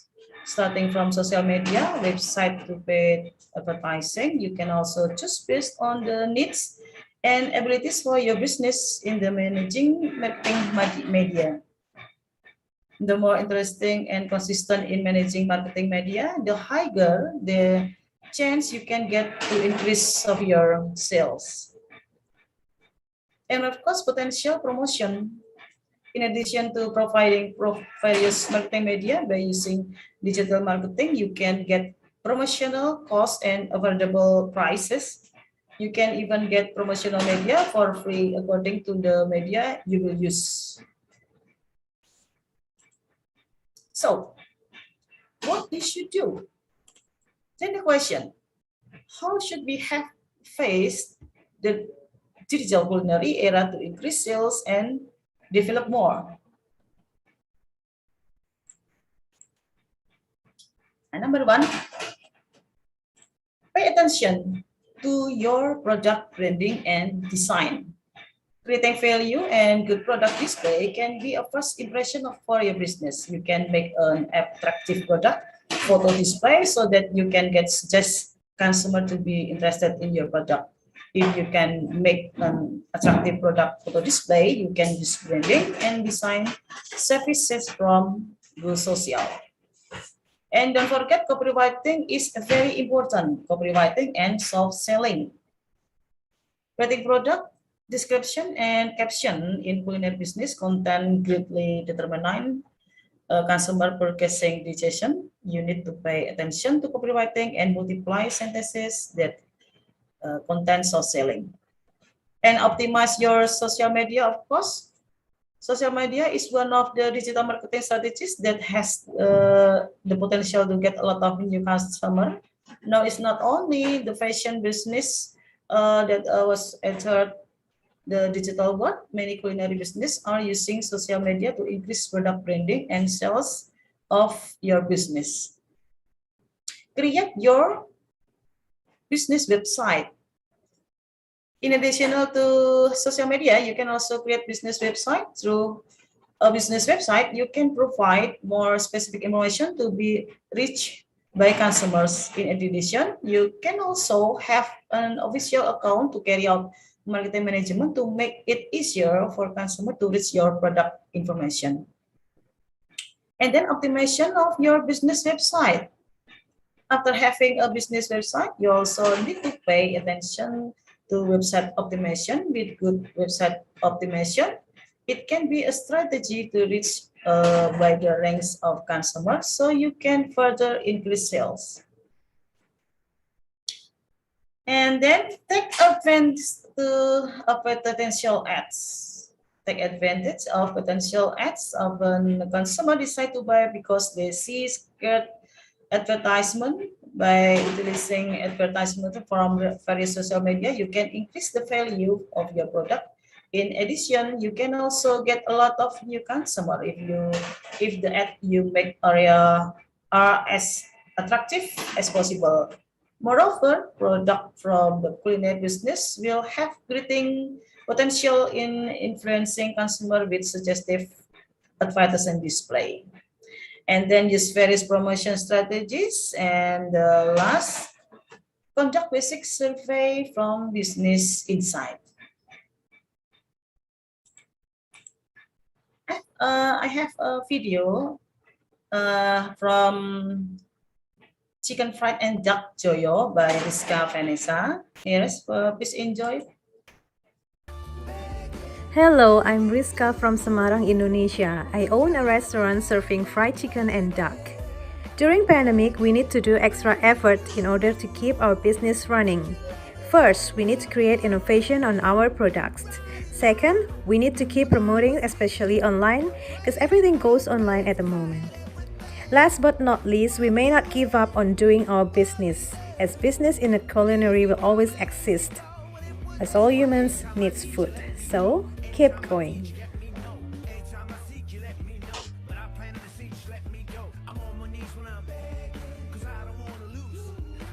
Okay, next video.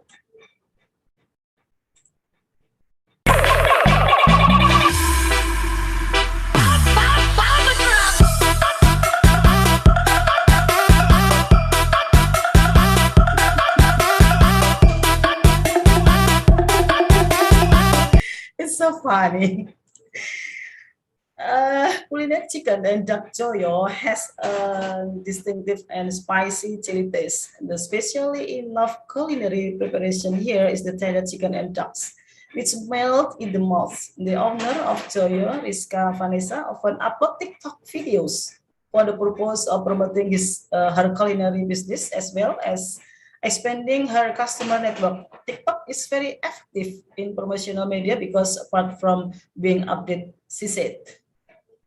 TikTok also invite consumer and potential customer to have fun together. And the last video from grilled ribs tanduk from Mr. Dodi.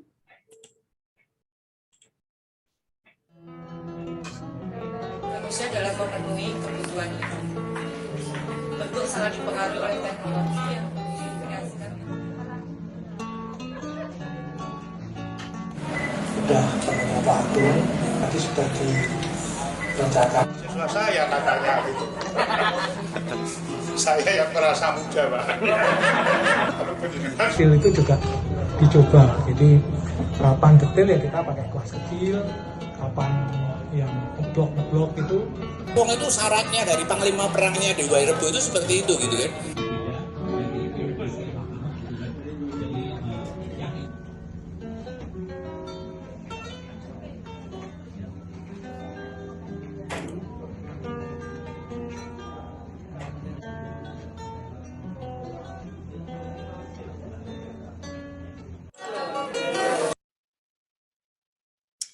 Okay, that video is a unique many things that we can get Tanduk Grilled Rib restaurant because there are other activities besides eating and drinking, of course.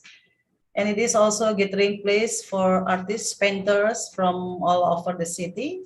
In that sense, vigorous promotion through social media can also be used as a media for notification of activities which can then be guessed at, namely to bring consumers to restaurant. That was a smart idea.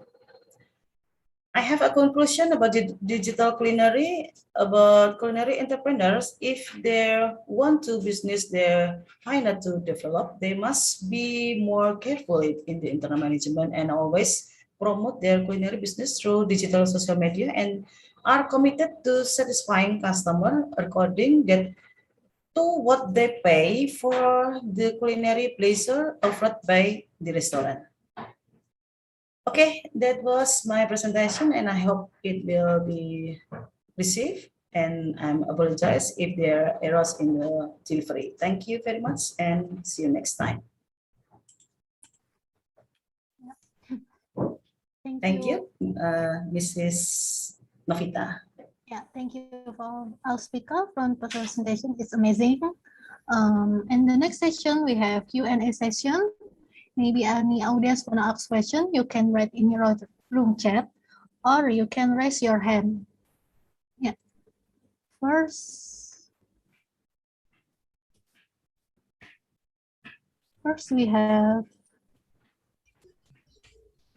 first question we have Miss Rajesh Pesari. Yeah, for Miss Rajesh. Okay, wait a minute. Wait a minute. Yeah.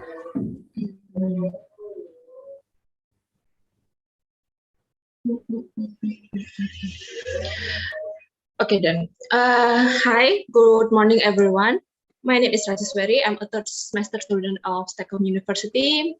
Hello, can you all hear me? Hello? Okay. Yeah. Okay. I have some questions which address to Miss Agness, the first speaker. And the last, I have question for Mrs. Santi. The first one, I will go to Miss Agness. Hello, Miss Agness. Can you hear me? Yes, I can hear you. Okay, ma'am. Ma'am, I have two questions for you. The first one, as you said that one of our customer satisfaction is depend on our employee service. But as we know that recently, technology is growing so fast. The growth of technology is so rapidly. Some restaurants change their employee to the robots, and how this robot affect and or give influence to customer satisfaction. I would like to know your opinion about this. Thank you. Okay, thank you so much. I really talked about the happy employee can be able to help us to have a happy customer, an output of a happy customer. In such a way that what I was trying to refer is that if an employee is happy, that means he or she will be able to deliver quality services. So, you know, we have other employers who turns the employees into robots, like the way you're putting it. It's really quite true, but you find that these particular employees, they are not motivated. So even if when they are handling the customer, if it can be digital, for example, you are communicating, they will not be able to attract that customer to purchase product from you. What they will do is just business for them because they are not happy. If they say, like, for example, like, want like maybe pasta, and then you, okay, it should be chilled. It should have too much chill. But in your menu, there is no that you have never tried with a lot of chill. Maybe for you, the spices are medium. So if you are not happy, you just say, we don't do that. For us, what we do is we always prepare pasta this way. And it's medium spice. We cannot put too much chili for you according to us because you are not happy. But if you are happy, you love, you are awake, you are motivated, it makes you even to love your employers. Therefore, you always look forward to see the business of your employers successful. But so ma'am, that one, yes, yeah, come. Okay, but ma'am, when we use robot, it means that we can reduce the cost. If we just use a human employee, it means we increase the cost because we can't just hire one or two employee, but we have to hire a huge of employee. But when we use robot, it is more efficient. Then how is it your opinion about this? Okay, yes, I understand. Because when you're using robot, that means now it's about ICT or technology, and we have less employees, right? But still more, even if you are using technology, you are going to minimize the employees of your organization, but still more, the little that you have, for them to prepare quality products or the quality food, they need to be happy. Otherwise, you keep on changing employees, even if they are true. If he or she is not happy, she will leave. There will be no employee retention. At the end of the day, you'll be experiencing employee turnover, whether it's one or it's two. But you need to satisfy that particular employee. In order that particular employee to deliver quality products according to you. So despite that is digital, it's not like manual, like face-to-face, but the product that you are giving to customers should be the quality product. So quality product, it can be able to come from that customer who is motivated, who is very happy, that there is a connection in there. If you are employed, you are happy, you'll be also able to love your job. Therefore, even cooking, it becomes your hobby, you love it. If your customers maybe write a complaint to you that last time the food was not good, you say, sorry, I will change that one. But when your employer is not there, you are not happy. Even if it's one employee, she will not even bother to answer the queries. She will not even be bothered. She'll just do like the brute tick without even seeing what's there. And at the end of the day, that customer will go to another online culinary business to test there. So it's about the customer satisfaction, quality products, but it should be able to come from in-house. Even the owner of the business, you need to be motivated to do what you want to do. You need to know who is the customer, what is the connection. So that's how the angle we are looking at. I don't know if you are really satisfied with my...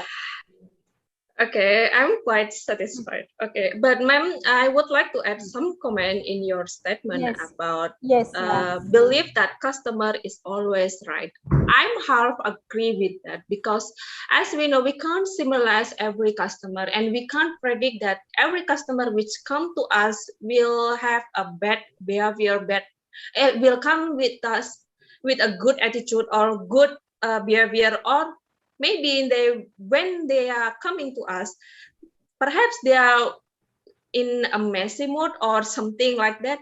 So they can find or criticize every small things or small mistakes. For those particular customers which will create some nuisance or which will disrespect to our employee, I'm so sorry, ma'am, I can't treat those particular customer as a queen or a king. I prefer to kick or maybe ask that customer to leave that my restaurant actually, because if I can't make sure the securement of my employee and my customer comfortability, then I can't run my business for a long time. That is my opinion, ma'am. Thank you.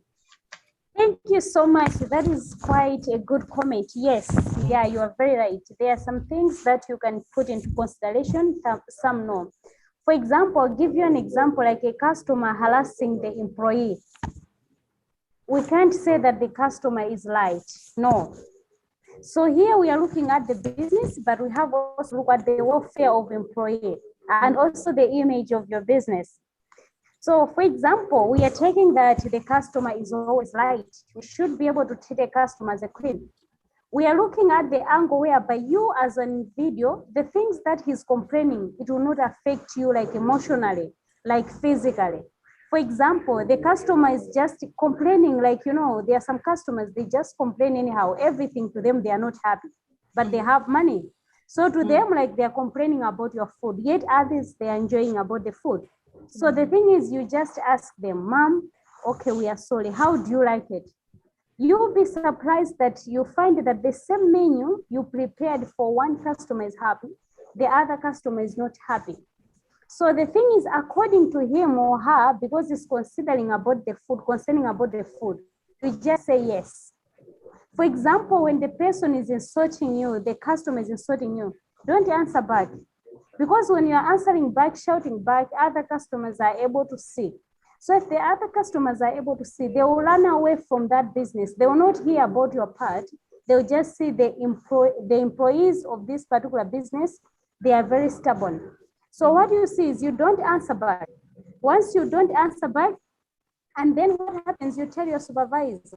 They can even sometimes call that customer when he's like calm. Once he's called, they'll be able to say, okay, what's the issue here? They will be able to, so you isolate the customer, ABCD, then they'll say, okay, don't worry, we'll change about that.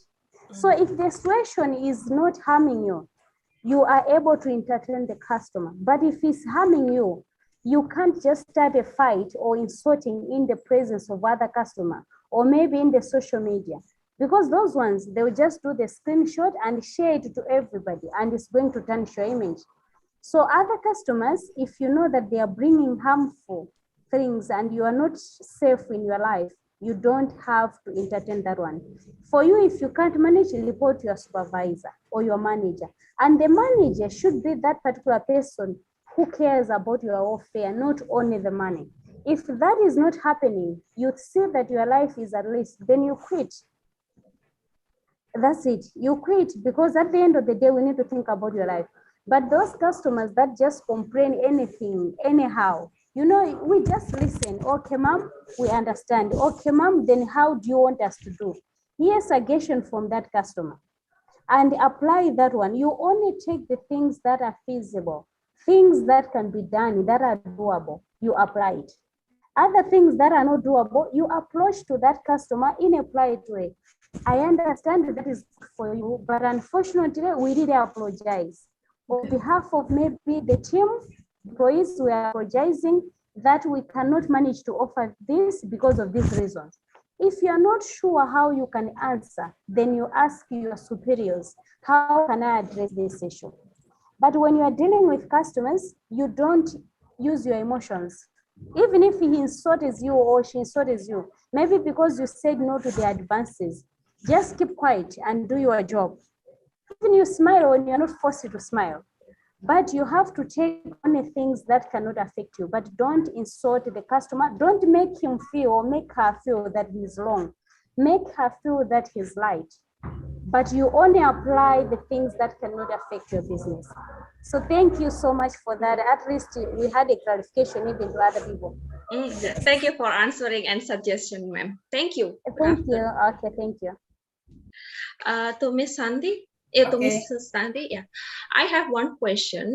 I have a statement actually that the more eye-catching a packaging of product, the quality of the taste of the product will be lesser. So, what is your opinion about this, Mrs. Santi?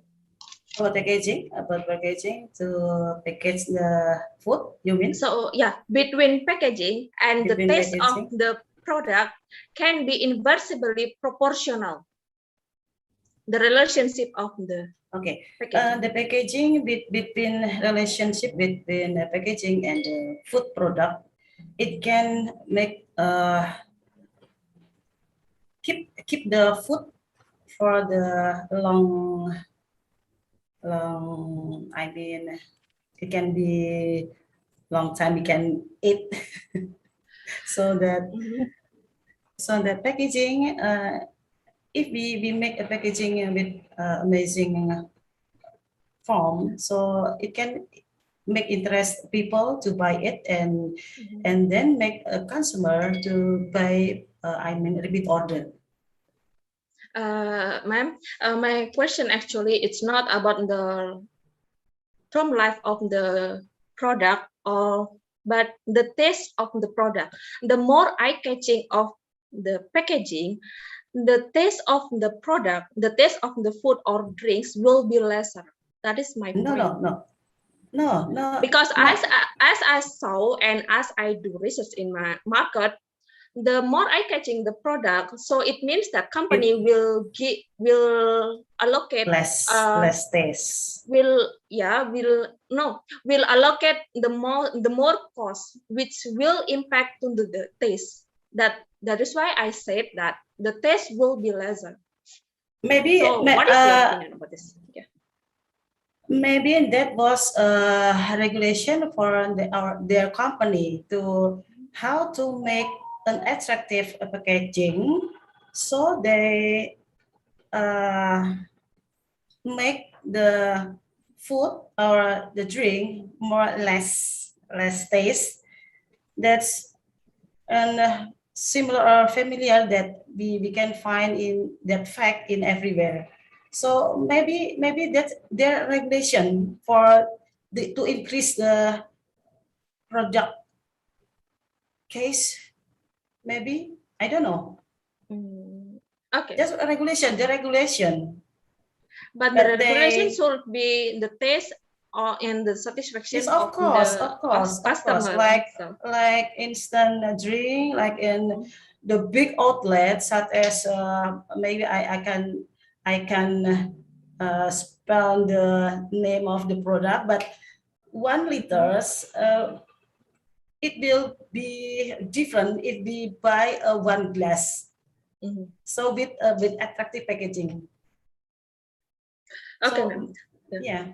Yeah, okay, I got it. Thank you for answering. Good afternoon. Okay, you're welcome. Thank you for the time and opportunity. Novita? You can. Yeah, thank you. Yeah, thank you for answering. And then we have question from Miss Ida Hendriani or Azeda. Who will first? Yeah, okay, thank you. My name is Dida. I'm from Stekom University. Okay, my question is all for all speakers from Ukraine or Africa. During pandemic, there are a lot of business owners have culinary business close their business during pandemic.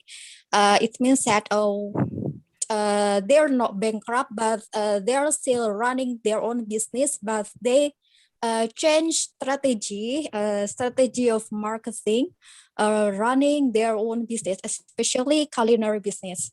Okay, in Indonesia, there are a lot of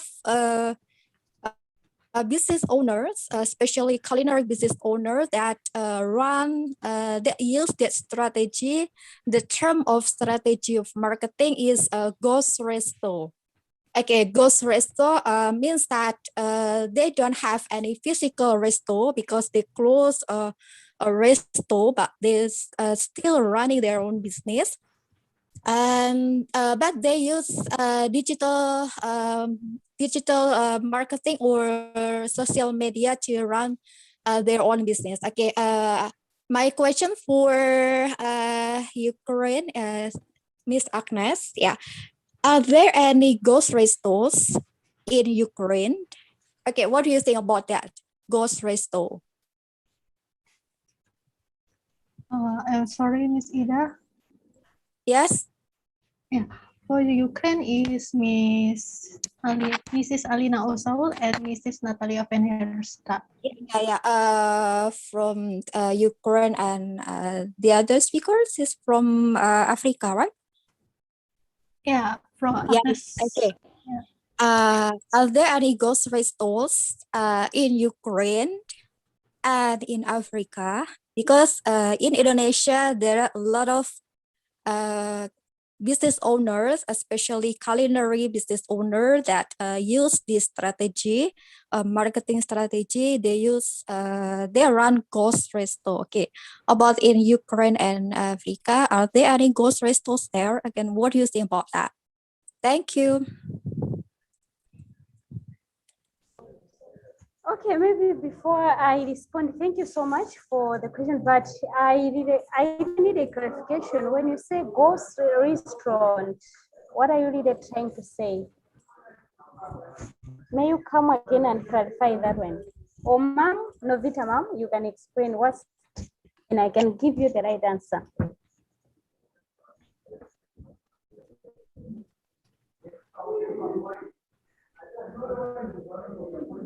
What do you mean when you say ghost restaurant?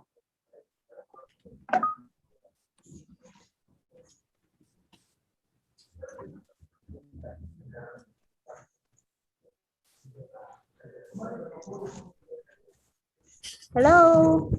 Yeah, okay. Sorry, at the time I couldn't unmute my voice. Yeah, okay, Miss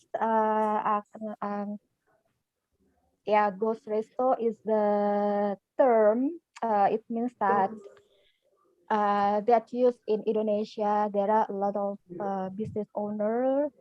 They have a resto, they have cafes, but yes, but during so it's more like we're talking about the same culinary businesses, like maybe restaurants. Yeah.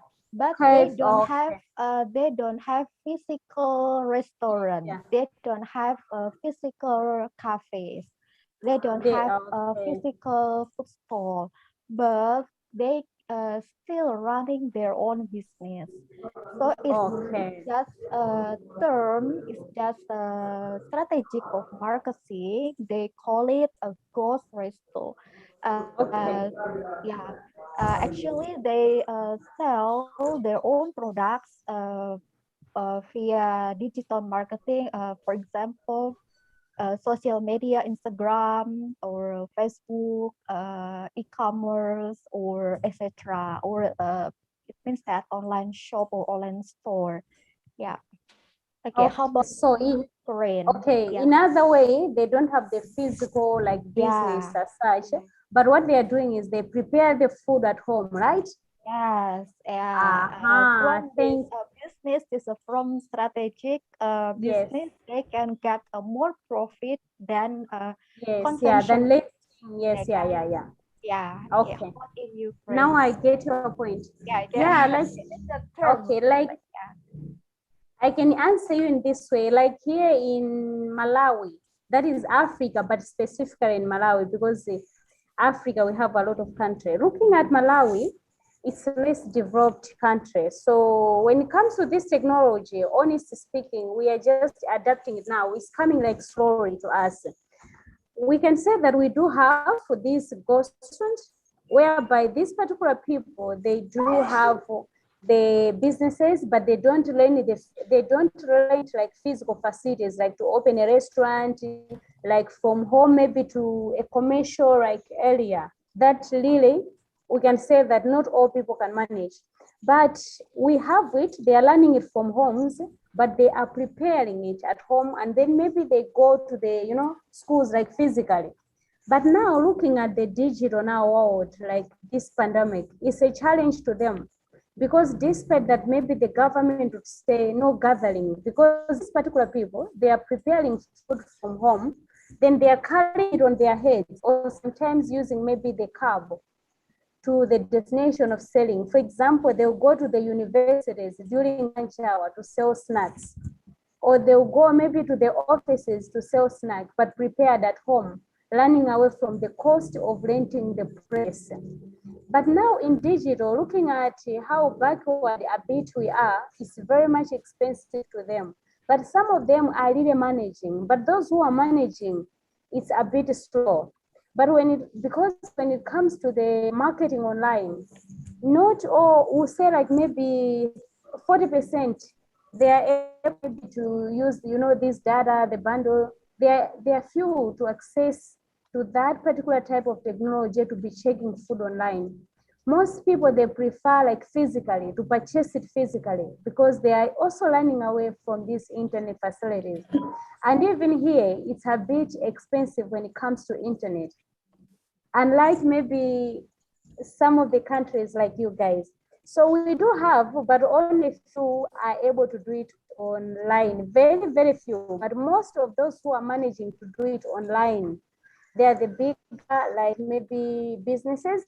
Where we have KFC, they are able to advertise, to reach to people, like you can order ABCD, looking into digital. But here, to be honest, I would say that maybe 5% are managing to do that. And the 5% that are managing, they are not making profits, because the majority, they are not on that, they don't have that much access to the digital world, or maybe to check their orders through online.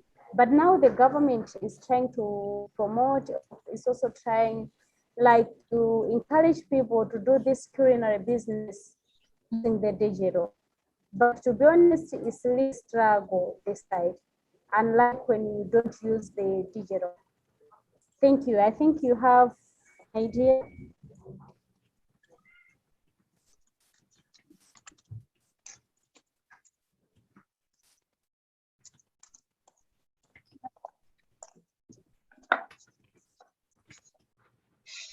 Hello, did I answer your question? On just a moment, please. I will ask Yeah, okay, I'll move from the host. Okay, yes, that's right about your explanation, Miss Agnes. This about digital marketing strategy. So, most of culinary business owners now run or change their business style, and they call it what is it? Ghost resto. Okay, yeah, how about in Ukraine? Are there any? Because if ghost resto, I don't know about the government policy. Every government has different policy. Yeah, policy. Maybe a ghost resto not need to have a cost or not need to have a tax. Yeah. Okay. How about in Europe, especially Ukraine? I think it's difficult to run business in Ukraine, especially for from other countries business owner. Yeah. How about in Ukraine? Thank you, Miss Agnes from Malawi.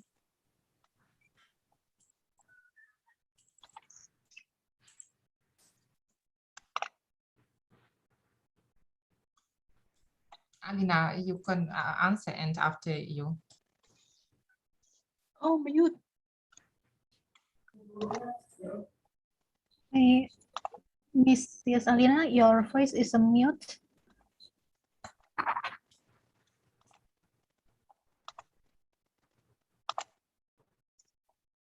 Sorry, Kanovita. I think the operator is muted. So I can answer, but I have a little bit problem with advanced English, so I try to explain situation in Ukraine. Alina, oh, you have, yes? You can start. Yeah. I continue after you. Now I've got. In a few words, the situation has worsened in Ukraine as for doing business after the pandemic has started. And also, as everywhere in the world, we have certain restrictions provided by our government, but we can't say that the level of bankruptcy among the entrepreneurs, especially in the culinary business, is so high.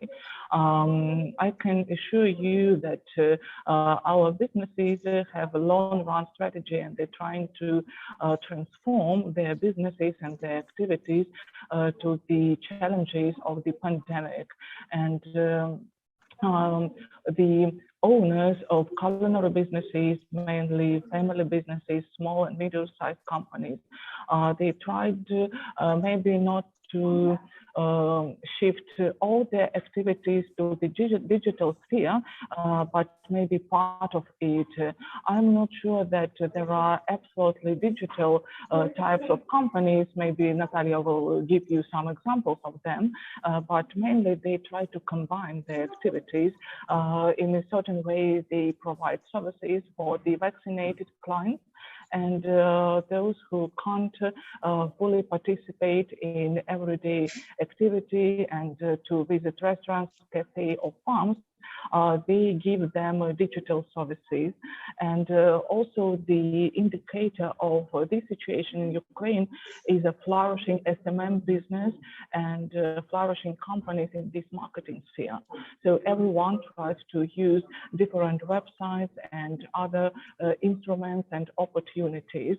And the wine and taste rules, which we have shown you today, are the examples of advantages and profitable businesses which work not only physically, but also in the digital sphere.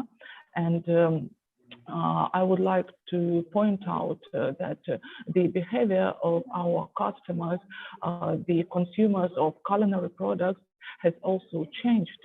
And now this segment of customers, it has become more younger, and these active young people, they think about their health, about a healthy way of life, and they make the new shape of this culinary business, and they work closely with the companies which present themselves in this big business, not only inside the Ukrainian market, but also abroad.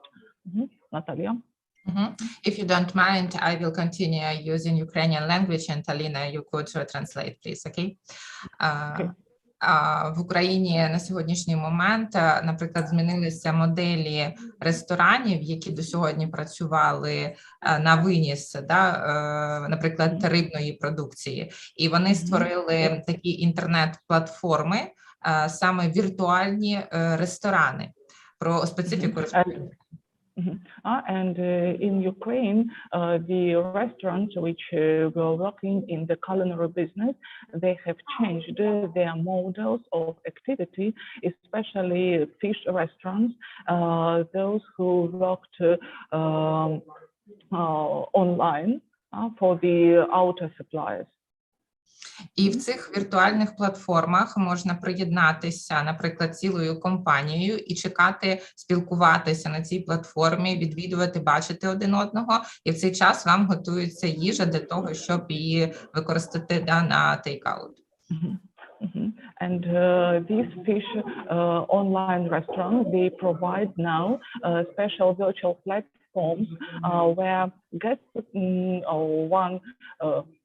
where guests can join each other, they communicate, they talk to each other while waiting for the preparation of food. And as I see, they even can watch the process of preparing food in this platform. Але зміна цих моделей якраз була викликана пандемією. Наразі, коли змінилися рестрикції щодо того відвідувати ресторани, наприклад, коли ми мали зелену зону чи жовту, то популярність таких ресторанів зразу зменшилася. Наразі, коли це красна зона, знову ж таки популярність набагато збільшується. And the popularity of these restaurants and their platforms has been changing when Ukraine shifted to the green or to the yellow zone.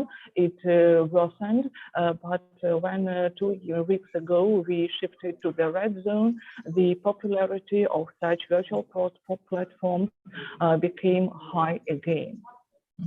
Тому, відповідно, маркетингова стратегія для таких ресторанів повинна бути достатньо агресивна в період, коли відкриті всі ресторани, коли є вибір у відвідувачів відвідувати чи онлайн, чи офлайн. So the marketing policy of such restaurants having virtual platforms has to be very aggressive when there is absence of lockdowns, when all other restaurants, they work physically. So they have to work in such a way that the clients have to choose whether to have the option of visiting this virtual platform or go physically to a typical restaurant. Thank you. That's all. Ms. Ida, you have any question?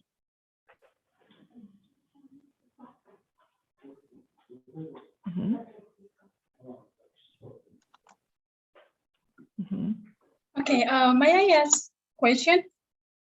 Yes, of course. Yeah. Okay, thank you. Nice to meet you. And for Miss Agness first. Nice to meet you, Miss Agness. This is the second time. For Miss Agness, you explained about really good material for presentation to us.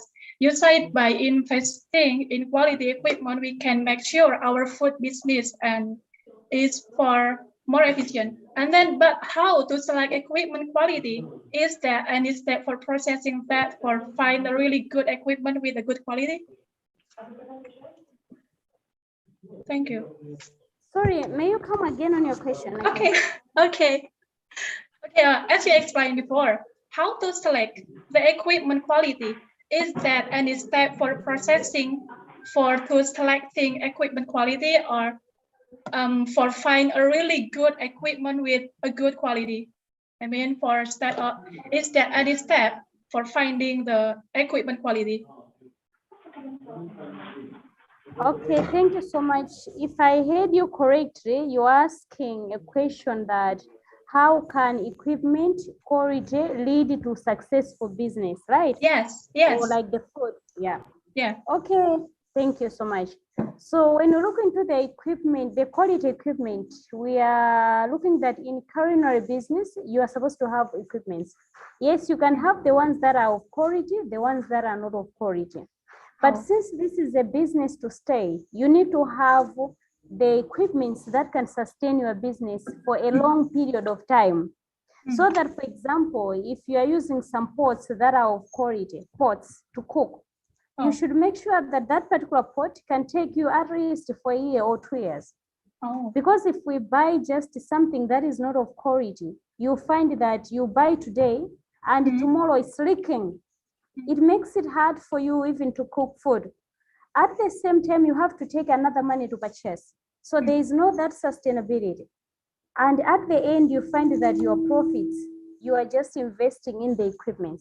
But if you purchase the equipment that are of quality, you purchase it once, it can take you maybe even 1 year or 2 years. And even, for example, maybe electrical appliances, like maybe the cooker or gas stove, you purchase something that is quality that can stay long. If you just purchase because it's cheaper, you find that every day it will bring a lot of inconveniences when you are preparing your foods or your product for your customer. At the end, in the process, you find that you are not satisfying the customers because in the process of preparing, you find that maybe the gas stove is not working. Then you start running around, but you have orders.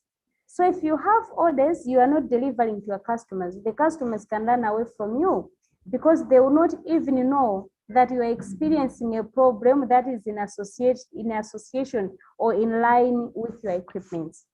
So it's just we are looking at the sustainability, not every day to keep on budgeting and purchase those utensils or equipment. Yeah, thank you. Okay, thank you for your answering. And then I have a question for Mrs. Natalia and also Mrs. Alina about National Tourism Organization of Ukraine. Actually, right now it still keeps safe because of COVID condition right now, and it still didn't really normal as before. And then so what the condition right now, it's still COVID, is the tourism can doing anything as I watching at the tourism video. Ukraine really have a beautiful place for visiting. And then because of that, is that the tourism can explore all of the other places in Ukraine. I mean, for what the condition right now for during the COVID for tourism. Thank you. Thank you for your question. You see, during the pandemic, the tourist flows have shortened in Ukraine like in every other country. And also we feel the lower incomes both to the national budget and to the reduction of incomes of tour operators. Nevertheless, this niche of rural tourism, it has lots of advantages, and we can't say that they feel those restrictions so much as the traditional spheres of tourism, like recreational near the seaside or urban tourism or something like this. And in this case, the behavior of Ukrainian tourists, it's the same as in Europe, or I think that in Asia, that they have to feel themselves safe, and the people have shifted their priorities from international tours to local ones. And there are lots of people who want to explore the landscapes and the beauty of their own country. And this beauty is located mainly in the countryside.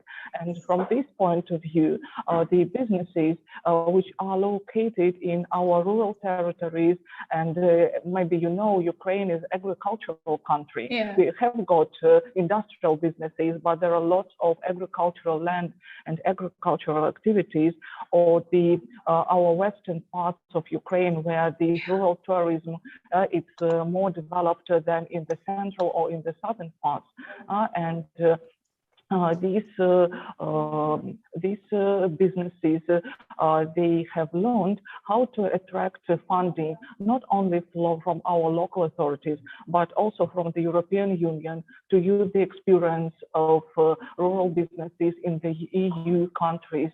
And that's why we could show you the cases which now can be the pilot ones, but nevertheless they have adopted the appreciation of both our Western partners, our foreign partners, and they attract lots of tourists from inside Ukraine. And from this point of view, I think that we could be proud that our rural touristic business and culinary business, it could stand in this pandemic period. And we are looking ahead for developing it further and further, and to share our experience with other countries.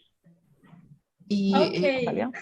If you don't mind, I can add some information, yes, about experience.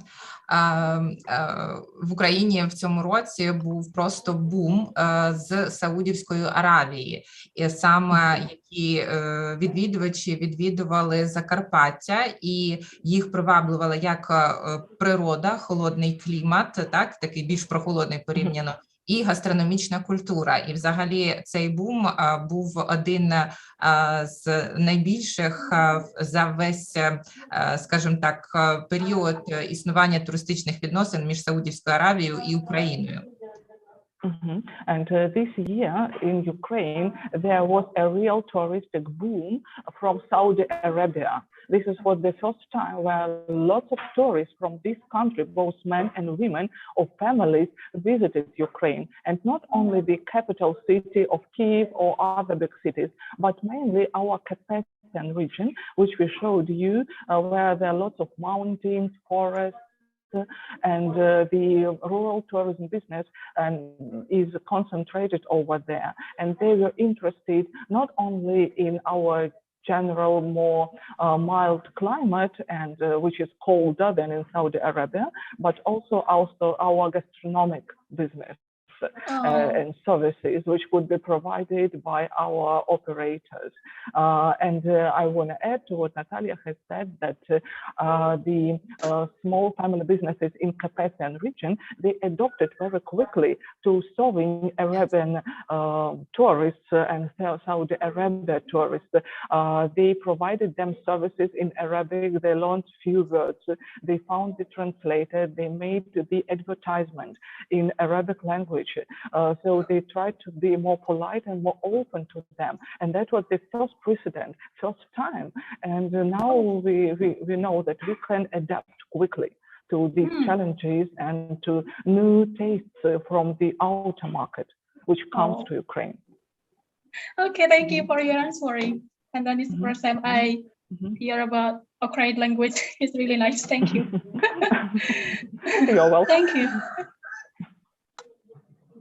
We are glad that you like it. Yeah, thank you for everyone. Maybe any audience wanna ask question? Okay, I guess no one else is asking. Can I continue the session for closing? Maybe there is something to say before I close this event. Okay. Yeah, finally we come to the end of webinar. So yeah.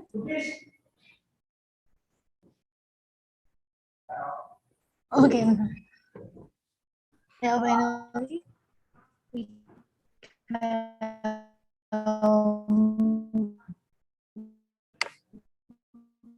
to the end of webinar. So and we would like to say thanks again for our speaker.